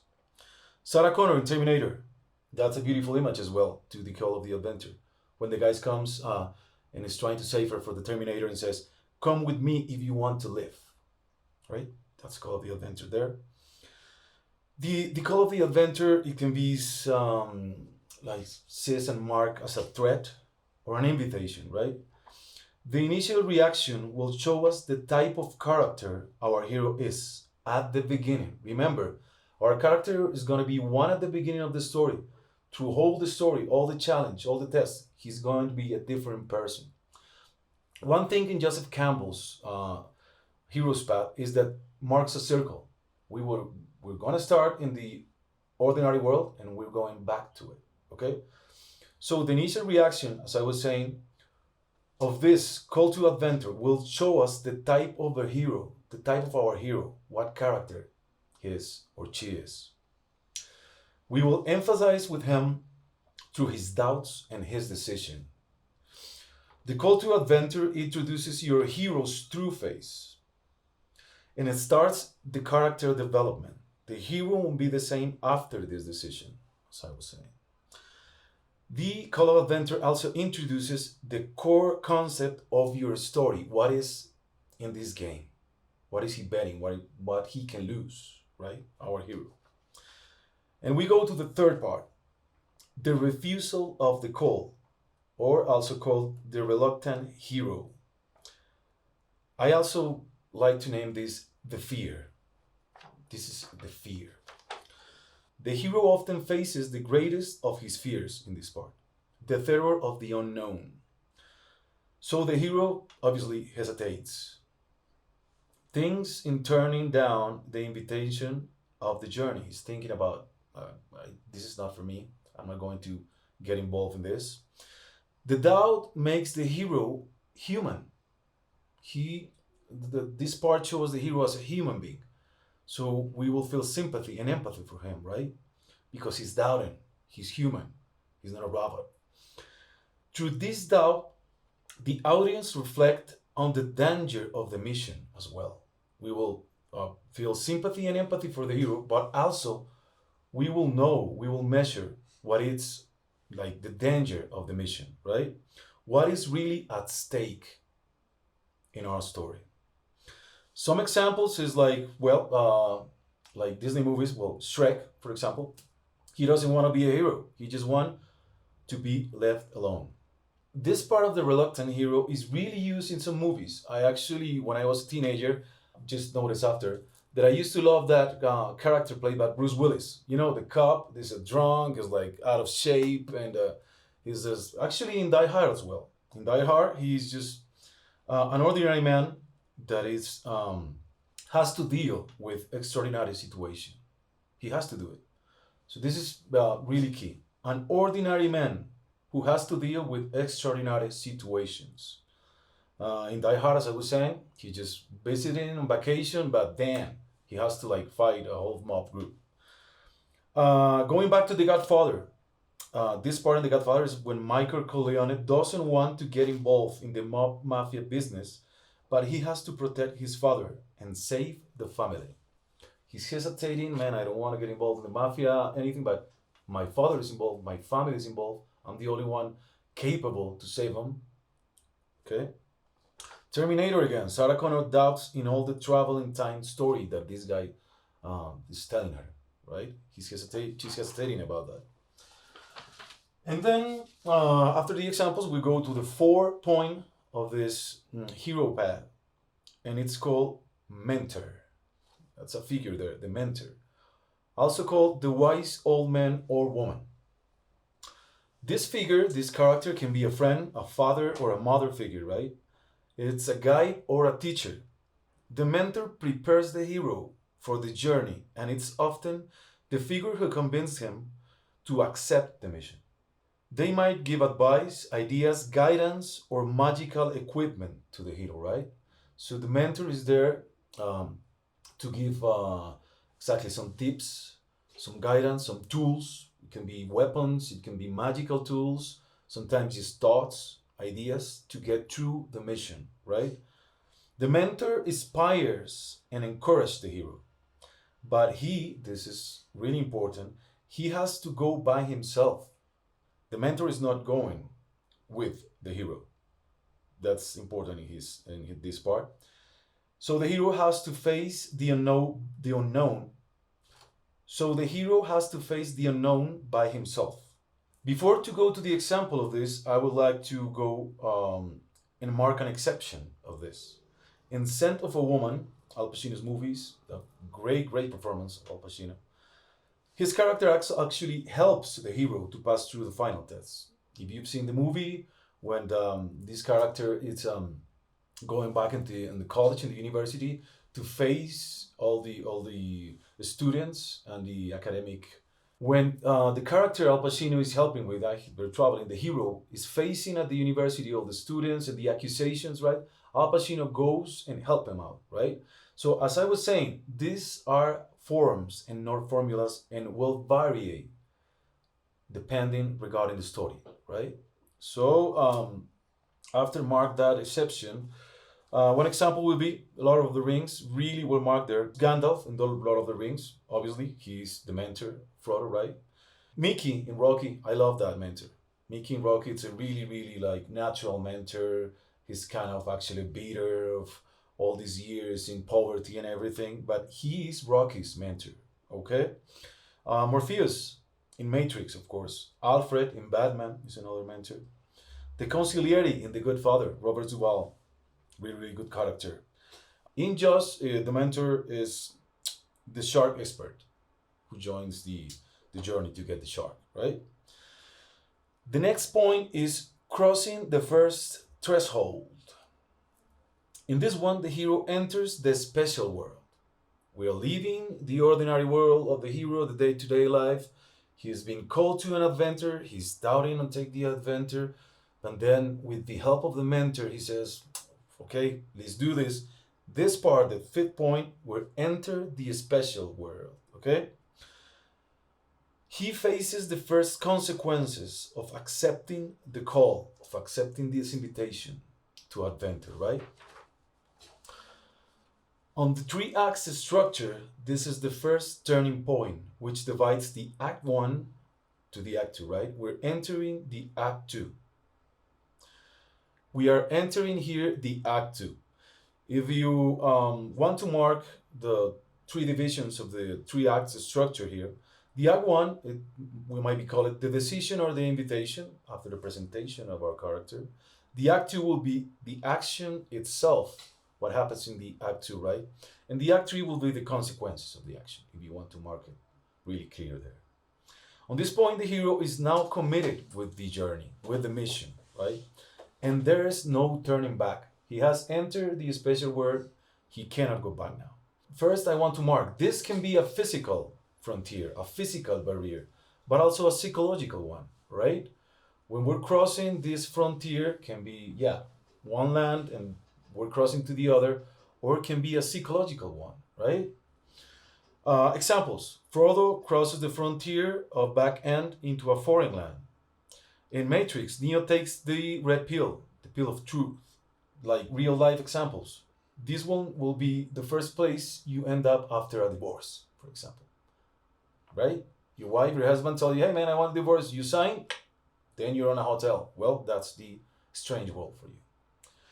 The hero in this point could also find an antagonist force. This is the first part that our hero can find an antagonist force, probably a guardian of the frontier of this threshold, right? An evil, a dark force who is like being a guardian of this first threshold. It can be a guardian, it can be a trap, or it can be actually the hero's own mistakes on the unknown, right? So the hero is walking on a land that he doesn't know. We can find the first mistakes here. The next point, the sixth point, is called tests, allies, and enemies. Here the hero begins to know the rules of the special world. He starts to know how does it work. In our divorce example, he's checking on the hotel. Oh my God, there's no light. What should I do? Is there room service? I have to go to get my food. Well, he's learning the rules of this special world. Usually there's a place for this. In a lot of westerns, actually, it's a cantina where the hero's determination to complete the mission is tested by an antagonist. Just can be antagonist forced, okay? It can be enemies, or it can be a task, it can be a test. And he might meet allies as well, or an ally in singular. This cantina is often used as well from the hero to get new information In the Westerns action movies, you will see this a lot. He will get new information about his mission and the special world. Very often, at some cost, he has to pay something physically with money, or he has to pay something of himself, right? It has a cost to get this information in this special world.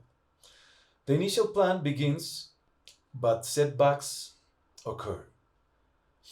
He faces an enemy, or a new situation, or new information. The new hero will try a new approach, often with some help, the allies. A really nice example of this, that's an anecdote of Sylvester Stallone writing Rocky's script, right? He has no money. He's trying to sell the script for producers, but he's saying, man, you're new, nobody knows you, but he is committed that he has to be the star of Rocky. So yeah, I wrote the script, but I also want to be the protagonist of this. So Sylvester Stallone is not like, he has not a penny. He's like close to being bankrupt, you know. So what does he do? He sells the dog that he loves, right? He sells the dog. It's actually the dog that you can see in the movie. That's like a real life example for writers, screenwriters. Another examples in movies. In Jaws, for example, the major doesn't want no one to know about the shark. The shark hunter and the shark expert get involved. That's some allies. The information about the extraordinary size of the white shark, right? The hero starts to know more information about this strange world he's getting into. The hero needs to be tested to have a dramatic conflict here. If there's no conflict, we're talking about the test he's going to find here. If we have no conflict, it won't be a story arc. And it won't be any real journey or character exploration. If we don't have tests, if our hero is no challenge, he will remain the same. It won't be no transformation arc of the character, or actually pretty much any movement in our story, right? Each test, each challenge must change the hero in some way. The hero will have to gain knowledge, objects, or allies.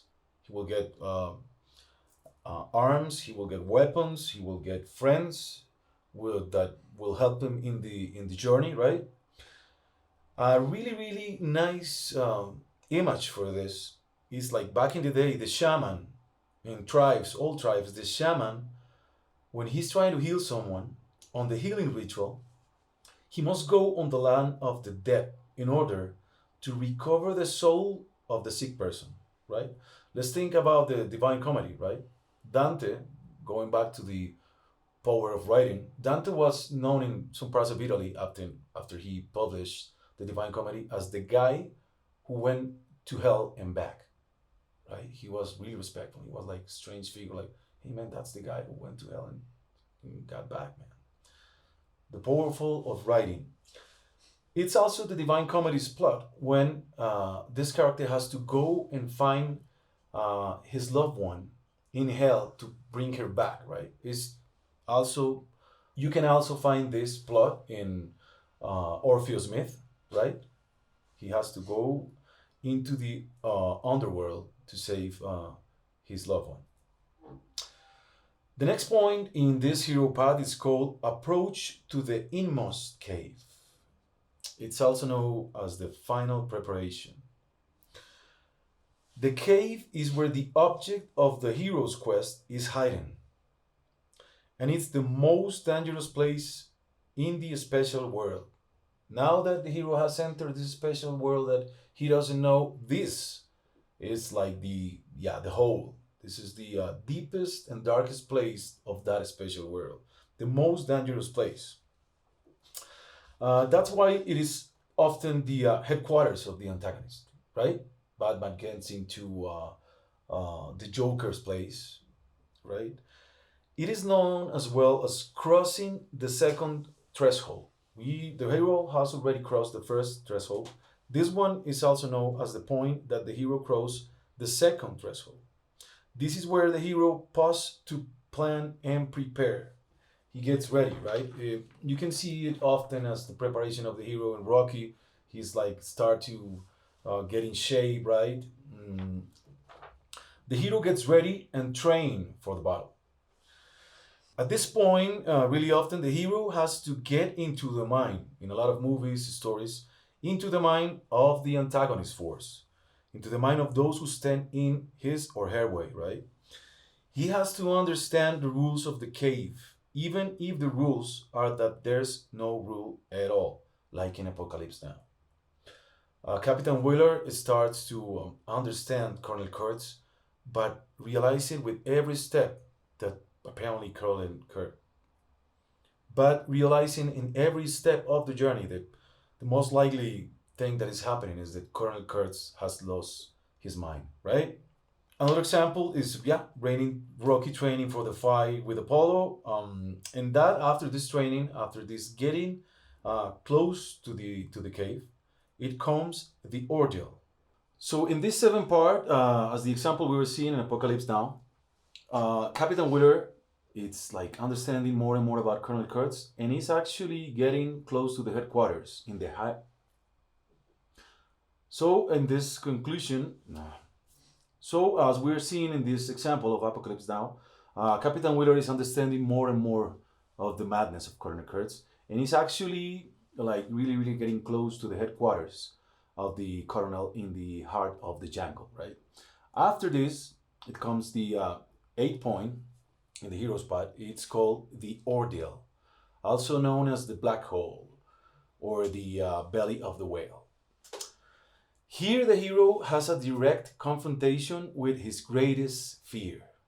Very often, he faces the possibility of death, some kind of death. You know, it can be a physical death, or it can be the death of what he believed he was living, right? Like in Neo's Matrix, right? The hero enters the cave. So on the point before the 7 point, he was like surrounding the cave. He was thinking, getting ready to get into the cave. Now the hero enters the cave, and in this point, he's like Jonah, right? In the Bible story, in the belly of the beast, of the whale, at the bottom of the black hole. The audience don't know for sure if the hero is going to make it or not. That's important. He's going to live or he's going to die. This is key because after we will see the resurrection of the hero. So this facing life and death, it's really important in this path. The hero and his goal are in mortal jeopardy. The crisis of the hero takes in this part. The death of the ego is known in mythology. This is really interesting because as we were saying, it can be like a physical cave, or it can be a mental cave. So with the death of the ego, it's like growing. The hero gets out of this character he thought he was. Okay, in mythology, it's known as the death of the ego. It is the midpoint in the three-act structure, this one. Remember the three-act structure? In the act 2, we have the midpoint, just right in the center of the second act. Example of this, in The Lord of the Rings, we have Frodo and his friends fighting the orcs, right? And the Barlock, as you know that, remember that mythological beast, drags Gandalf. Gandalf is fighting the Barlock, and the Barlock drags Gandalf down with him to his apparent death. We believe that Gandalf is dead, right? In Jaws, on the other hand, it's not exactly. This is really interesting because here we have another exception of the rules of this paradigm. In Jaws, we don't have this in the midpoint. It's actually like really close to the end. It's when the shark eat both of Brody's allies. Remember, they were on the boat, and then the shark eat both of the Brody's allies. Okay, in Matrix, Morpheus take Neo to meet the Oracle. This is an important figure.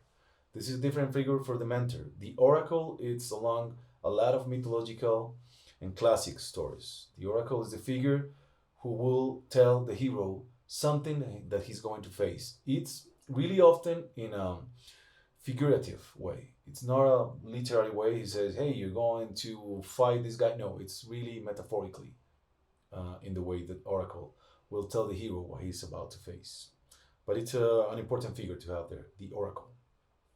The next part of the hero's path, it's the reward, 9 point. It's also known as seizing the sword.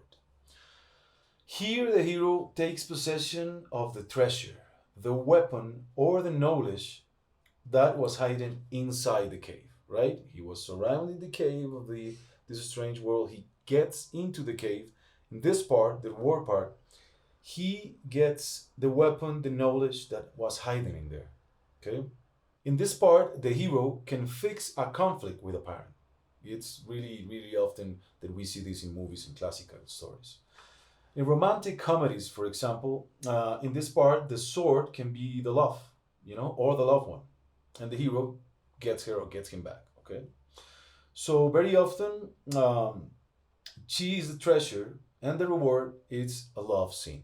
You'll see a love scene, which is the hero getting back the treasure, the woman, the man that he or she loves. Okay, here's the moment when the hero comes to an understanding of the opposite force. It can be in comedies, romantic comedies, the opposite sex. He understand he understands better his wife, right? Or the opposite force. The hero understands a little bit more of the antagonist. The hero now is a survivor, right? He had survived going into the cave, and he gets the sword, he gets the treasure that often will help him to defeat the villain. You'll see this in like an example. This is Star Wars, right? Luke rescues Princess Leia and captures the plans of the Death Stars. That's key for him to defeat Darth Vader. An old and classical example of this 9 point is in the Odyssey, one of the first written works that humankind knows. In the Odyssey, Odysseus here receives the passage back home. In a Disney story, Lilo and Stitch, for example. Lilo understands here that he wants to be part of a family, so he must rescue Lilo, right? He has this understanding. Then we go to the 10 point, which is called the road back. Here the hero is crossing to Act 3, right?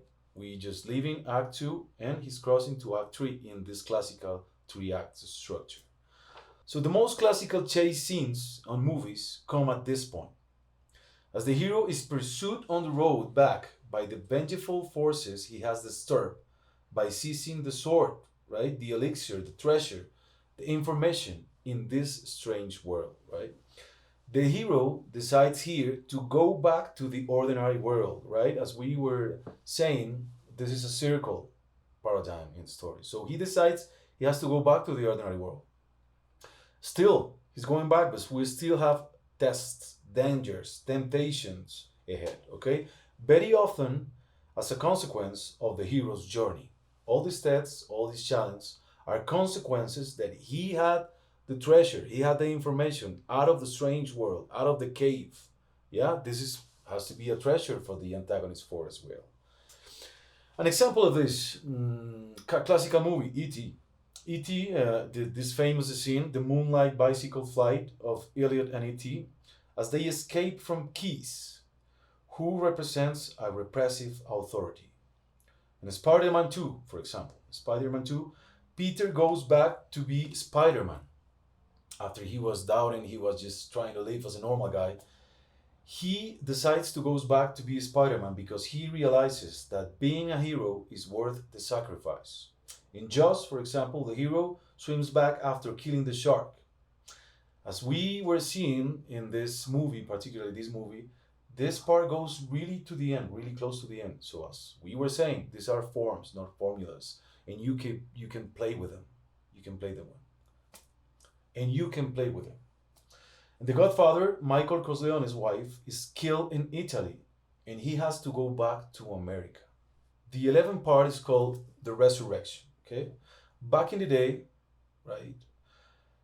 The warriors had to be purified after a battle before they returned home, before they went back to the ordinary world, because they had blood on their hands. So they had like cleaning, healing rituals for this. Okay, this is a good example of this part, resurrection part. This is the last ordeal of death and resurrection before returning to the ordinary world. death, danger, darkness. Get in one last desperate time, in one desperate shot before being finally defeated. This is the final battle, the scene, okay? Each ordeal fight wins the hero new knowledge. He now is a new man by his experience, right? All the tests, all the challenge, getting into the cave, fighting the antagonist force, will make this hero a new man. Example of this. In Terminator, Sarah Connor beats the Terminator, right? And Lord of the Rings, Gandalf returns as Gandalf the White. This is a really visual example of it, right? He used to be Gandalf the Grey. We thought he was dead, but he returns as Gandalf the White. Okay, he's a new man. He used to be the Grey, now he's Gandalf the White. In The Good Father, Michael resurrects the family through blood, right? He launches a massacre, actually, cleaning out, killing all the Corleone's enemies. Remember that scene? He's shooting the guy in the glasses and everything? Well, that's this part in that movie. Then we go to the 12th and final part of the hero's path. As I was saying, I'm based on Christopher Bogler's book. If you go to Joseph Campbell's, I believe it's like 19 points of the hero path. To me, this is more like a modern version of it. So the final point, 12th point, return with the elixir. The hero returns to the ordinary world with an elixir, a treasure, a lesson from the special world. As we were seeing, it can be love, it can be wisdom, it can be freedom, it can be an object, it can be a treasure, it can be money.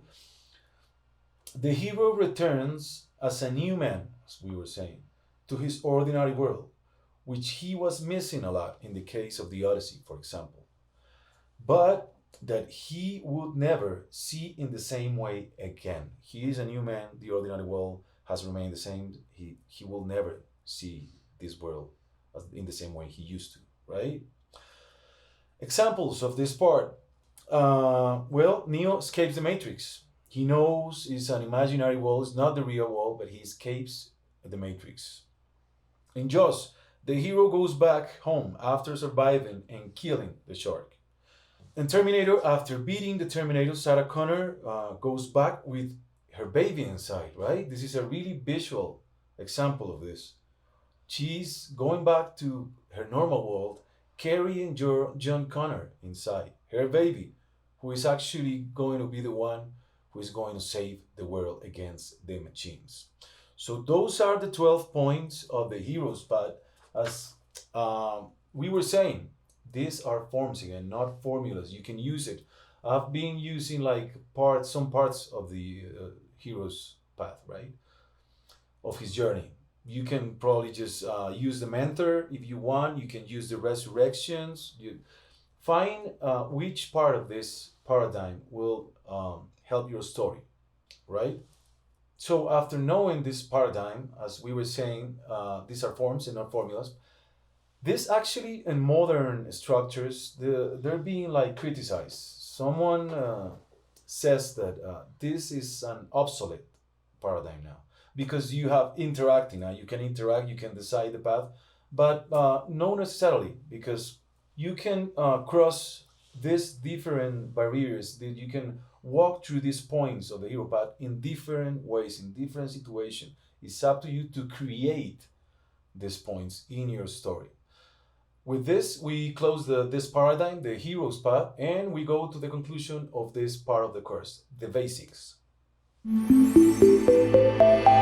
So I titled this part, Discover Your Own Way, based on the structure paradigms we just saw.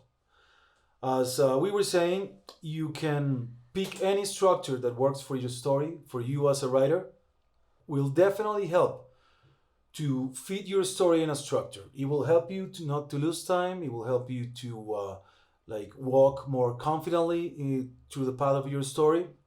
So as we were saying, you can either create on the going or set a map of route, right? As we were saying, you can combine the two of them. So what has worked for me is, and probably is going to work for you as well, think about that idea that you have. Think about that idea that you have for the story And if you don't want to develop too much, just set a structure for the first 3 or 5 scenes. What is going to happen in the first 5 scenes of my story? There's an exercise, and this is another way of working that's really used by Francis Ford Coppola. Actually, that's the way he worked out The Godfather or Apocalypse Now, which is called the notes, actually the scene notes. This is really well documented, and in this book, Sitfield's book, I'm going to share the book with you also in the material for the curse. And I'm going to share an image that I have just for a story I'm working in of how those scene note works, right? So it's really simple. Try to think about those 3 or 5 first scenes of your story and try to define in a paragraph each one of them. So first scene, the guy is hungry at his room. He's really hungry. He's starving. He's craving a McDonald's. That's a stupid example, but that can be the scene one. So the second note will be he decides to go to the McDonald's for the burger, but the watchman is not there, so he cannot leave the building, for example. The third, just a paragraph. He decides to jump out of the building, so he jumps out but he got hurt. Third. 14, he has to go for help because he cannot walk till the McDonald's. Okay, so that's just an example. Try to get your idea in those 4 or 5 scenes, describing the scene in one paragraph. That's, as I said, it's a really well-known method for screenwriters, but it also works for drama writers, and it's a matter of organize. It's a matter of organize. Let's say you are thinking about writing an essay or a blog. It is good for you as well. You divide the structure of the essay, of the article, in different parts. First, I'm going to talk about this. The second part, I will go into this, and that's it. It's just a matter of organization. As I was saying, you can combine 2 of them. The other way of structure is just going on the way. If you see, I want you to go to this book. You can get it. I don't have it free online, but you can get it. It's the New York Trilogy by Paul Auster. You can find how the author is just really walking with the characters. It is kind of palpable that he doesn't have a structure, but in that way, it's really, really like alive what is going on in the book. You're like living with the author and the character what it's happening. So as we were saying, either way you want to get a structure to organize your story, to fit your story in, or you want to just create on the go, have in mind that to start, if you're working on a drama story, the first thing is to have an ending. When your story is going to end, because that's how you have a story or not. If not, you just have an incident, you just have a starter, but that's it. So for that, the first thing is to identify your ending. From then, again, try to identify the acts of your story, right? If it's not working for you, try to start writing, and as I said, combine the 2 methods to see which one will work better for you. So as a conclusion for this part of the basics, I would like to emphasize on the power of writing. This is not, to me, just like another job. This is actually a powerful crusade you're embarking in. As we saw in the video of Alan Moore, actually the words could have a cursing power, right? It is called the bard, the guy who was telling stories from town to town back in the day, was close to the magician. But if a magician want to turn his powers over you, you might end up turning into an animal or something. But if a bard curse you with his words, like with a joke, you might be cursed for life, even for decades or through generations, right? With this joke, because the words has this surreal power. It's a real powerful job. As we saw as in the video of Give Yourself Permission to Be Creative with Ethan Hawke, and in Ray Bradbury's text, it has also a healing power. Because when you use your words and you go deep inside and you start talking about what you love, you will identify the things that are like going through your life, things that are the emotions you're dealing with, the thoughts you're dealing with. So this is a way to heal yourself, to know yourself. So this is really, really superpower to me when you're writing, because when you write with your guts and soul, that's a prayer to the universe. It's a command as a co-creator of the universe. So just want you to emphasize that. In my life, I've been like really, really astonished with this. Some examples of this. Um Sometimes, probably, I'm writing something and the story cross the frontier between fiction and reality. For example, I was writing this story about a mentor and just realized like a year later, I was working with a mentor. A guy, remember a writer friend, he was writing a story about a guy who has an accident and like 4 days later, he had an accident. He was like just caught by a taxi driver.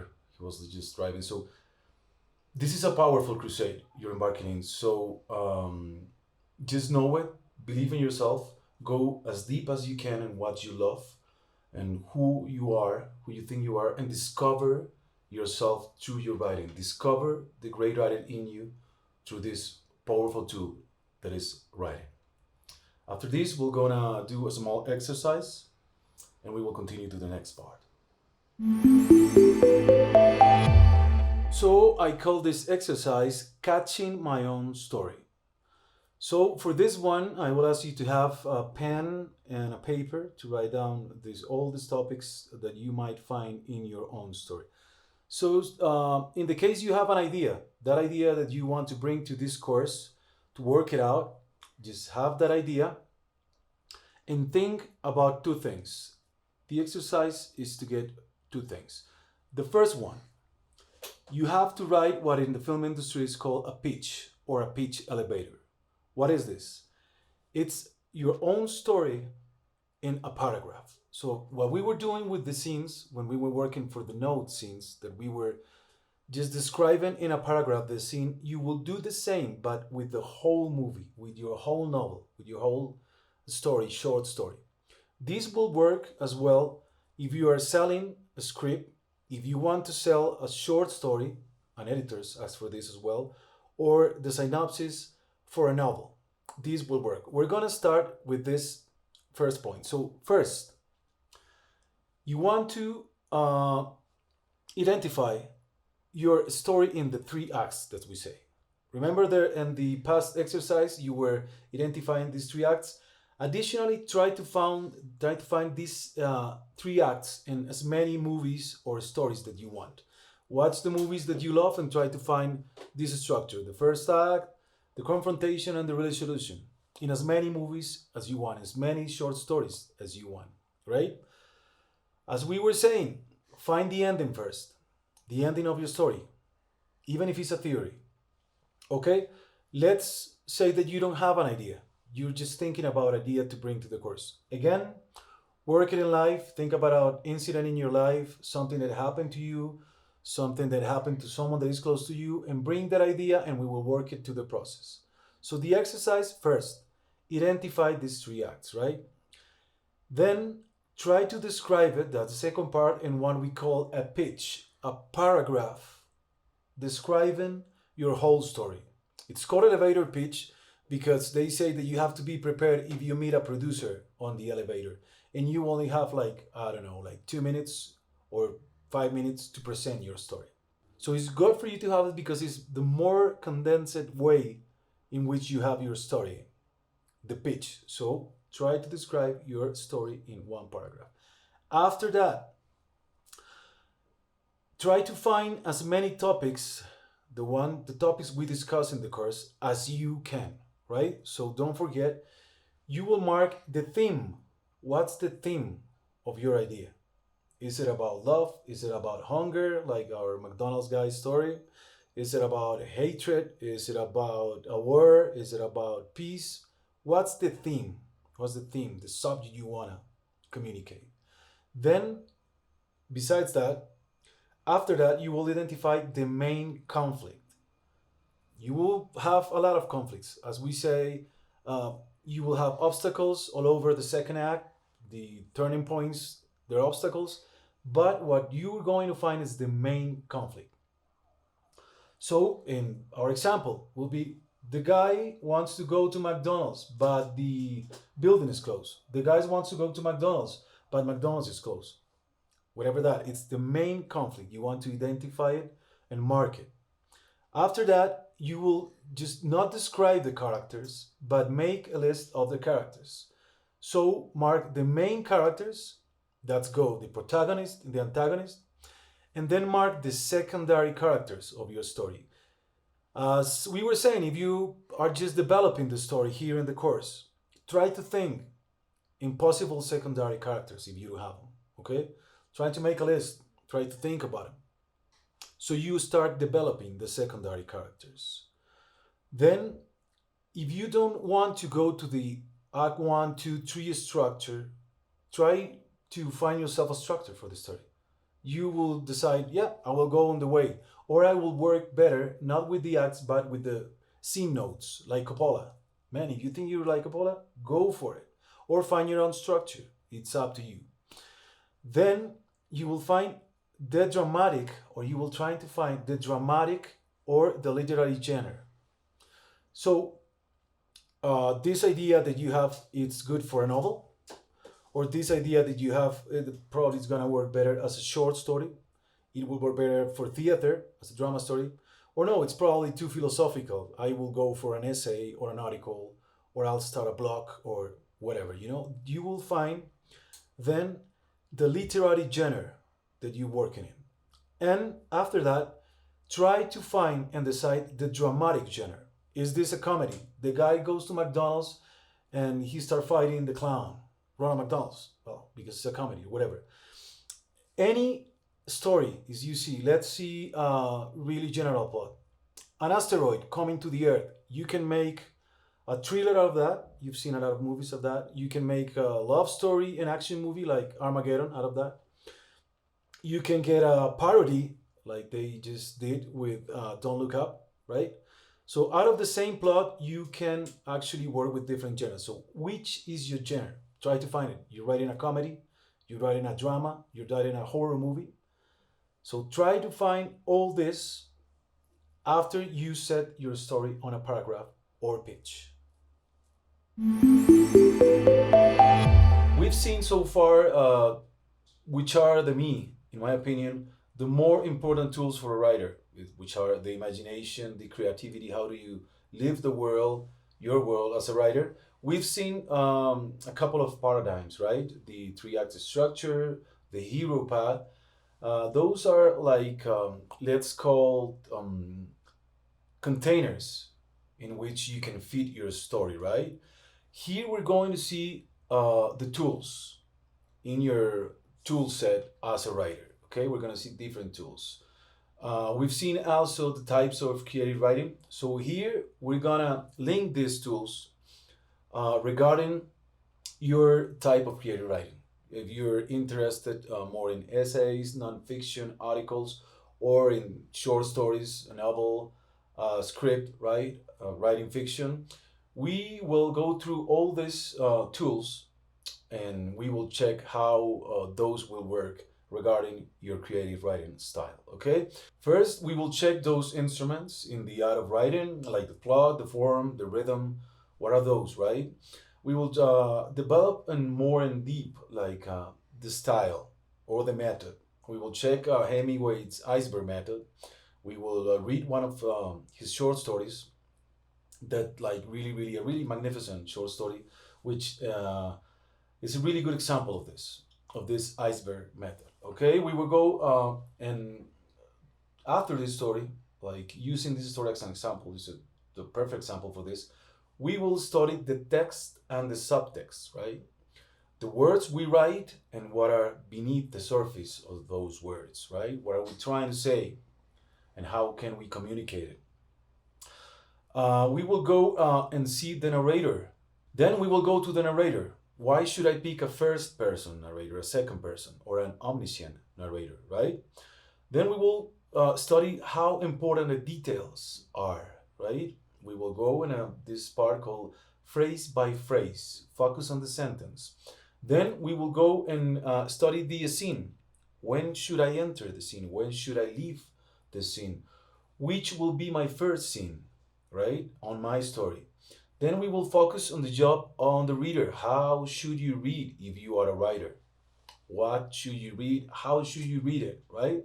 Then we will go how to catch ideas in reality. This title is actually inspired in one of David Lynch titles. It's a book called Catching the Goldfish, right?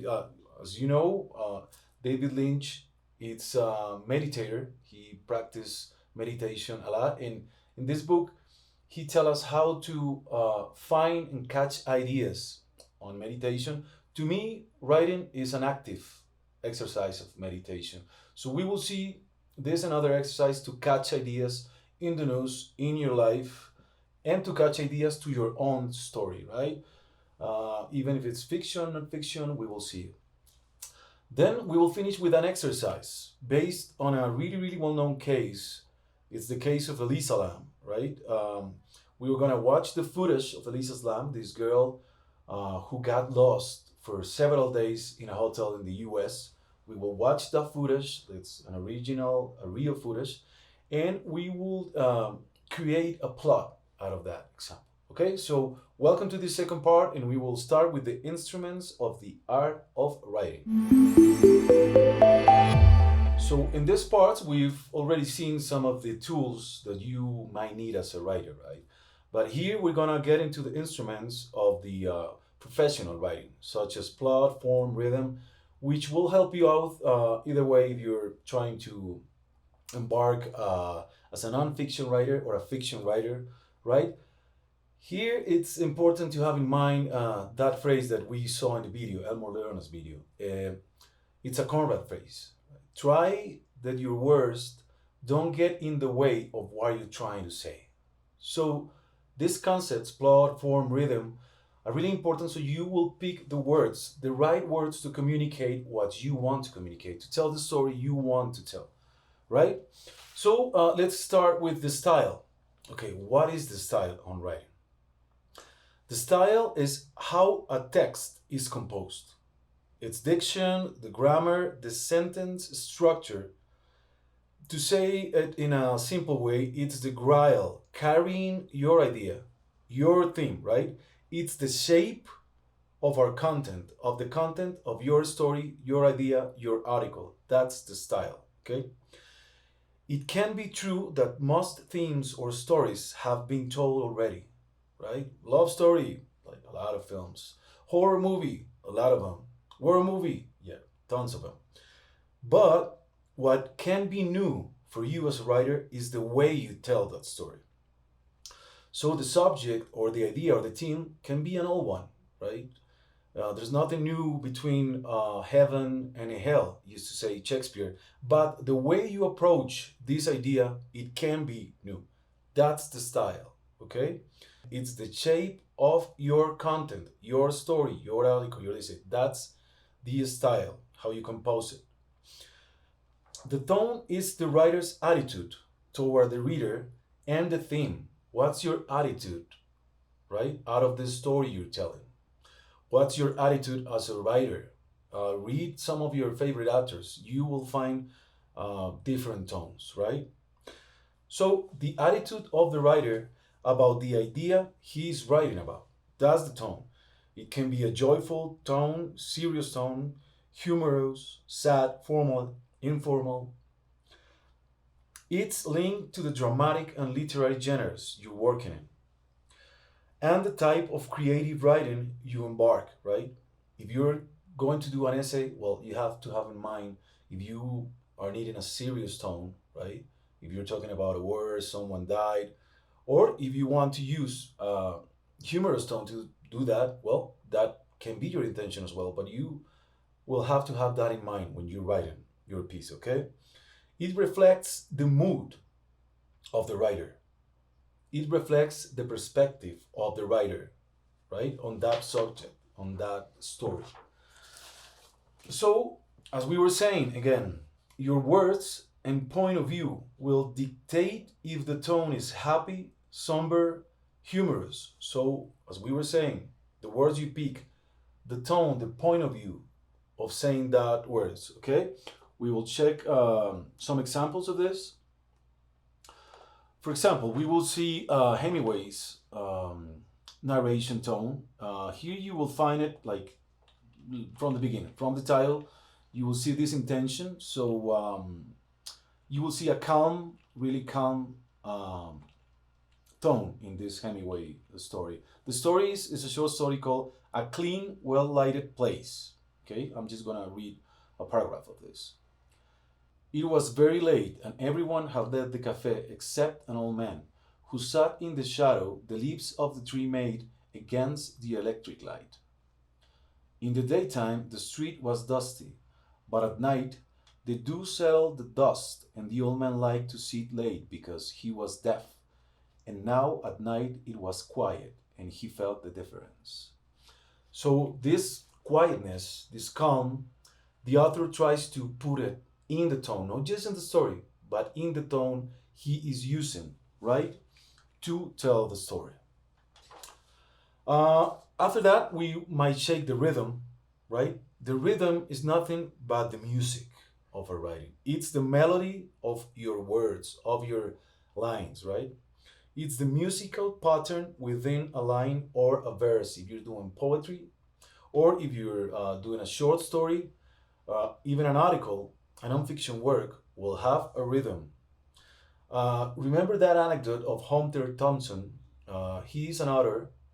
Actually, he's known by inventing the gonzo journalism.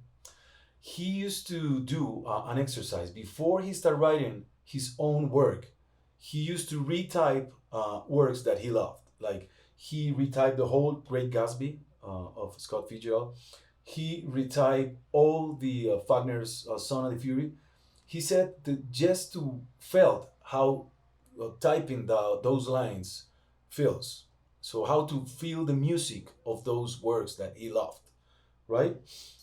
On this, I would like you to do an exercise over there at home, and it's like read authors that you might like, but has to be different authors, right? And try to find a music. So I want you to do an exercise back home there, and I want you to get the authors and the works that you like the most. Get different types of works, right?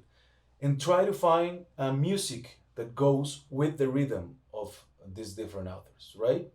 So I'm going to read brief paragraphs of some authors so you can feel the variation of the rhythm and different authors and works. So as a rhythm, to get the rhythm, I want you to check for Samuel Beckett's the way the actors and the actresses perform his works is like a rock band, like a dark rock band.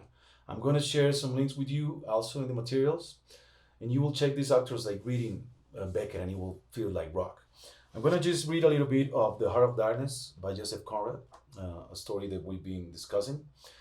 Here to me is some jazz, like a crazy jazz musician improvising, right?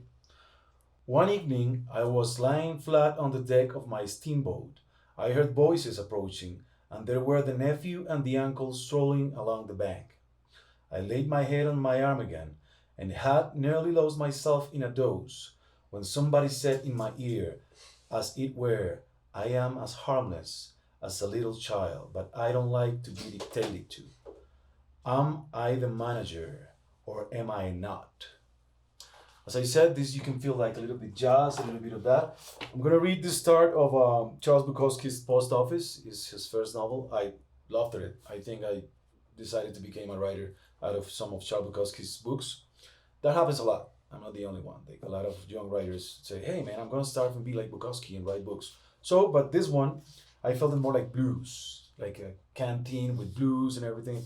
Yeah, this guy was like a heavy drinker, so that's why probably the atmosphere that I'm getting. But it began as a mistake. It was Christmas season, and I learned from the drunk up the hill who did the trick every Christmas. that they will hire damn near anybody. And so I went, and the next thing I knew, I had this leather sack on my back and was hiking around at my leisure. What a job, I thought. Soft. They only gave you a block or two, and if you manage to finish, the regular career will give you another block to carry. Or maybe you go back in and the soup will give you another, but you just took your time and shoved those Christmas cards in the slots. I think it was my second day as a Christmas stamp that this big woman came out and walked around with me as I delivered letters. What I mean by big was that her ass was big and her tits were big and that she was big in all the right places. She seemed a bit crazy, but I kept looking at her body and I didn't care. So there we have two examples of rhythm. I encourage you, as I said, to do the same with the stories and authors you may love. Try to find the difference, the different type of rhythms in music of every author. We will see after the rhythm the form. This is also the format. This is basically the format. So we've seen it before as types of writing, but yeah, this is what the form is. The format or form of writing: essays, short stories, a novel, an article. This sets the writer's intention about the story. Are you going to talk about this girl being missed with a short story, a fiction story? You're choosing a non-fiction, like you're gonna tell like the real facts. You're gonna write a poem about it because you're like seeing an image and you decide to make a poetry. Well, the format will set the intention about your story, your idea, or the characters, or the key themes, right? Then we will talk about the plot. What is the plot? This is for fiction writing, but you can actually use a plot for your nonfiction work. Okay, even in poems, you can use a plot. The plot is basically what happens in a story. It's the center of our drama or idea. It's a dramatic question which must be answered through the course of our story. So the casualties, facts, and actions that make our story. That's the plot. The acts or the tests that we pick, that we choose to tell that story, that's the plot. One example: a woman against technology. That's a plot. It's Terminator's plot. A woman against technology. An example of what would be like an anecdote and not a plot. An anecdote will be to say, the king died and then the queen died. That's just an anecdote. That's anecdotic. What will be a plot? The king died and then the queen died of grief. Or then the queen died of love. Then you are enunciating a plot. So with this, it's just like a first and brief view of these instruments. We will work deeply with them in the exercises, okay? Then we were going to develop a method and we're going to study the icebergs theory of Hemingway. Hi there! Congratulations on completing this free 2.5-hour Writing Essentials course. It's a pretty great achievement and I hope that you have enjoyed it. You are now ready to get started on your writing journey. If you would like to uncover all the hidden tips and tricks of creative writing, head over to skillademia.com. The Beginner to Advanced course consists of many more hours of exercises, projects, and explanations, which will turn you into a pro in no time. You'll be able to learn all about writing interesting stories, creating and developing characters, learn more about the synopsis, and the different genres of writing. If this sounds like the course for you, go check it out. Thank you for watching and see you soon.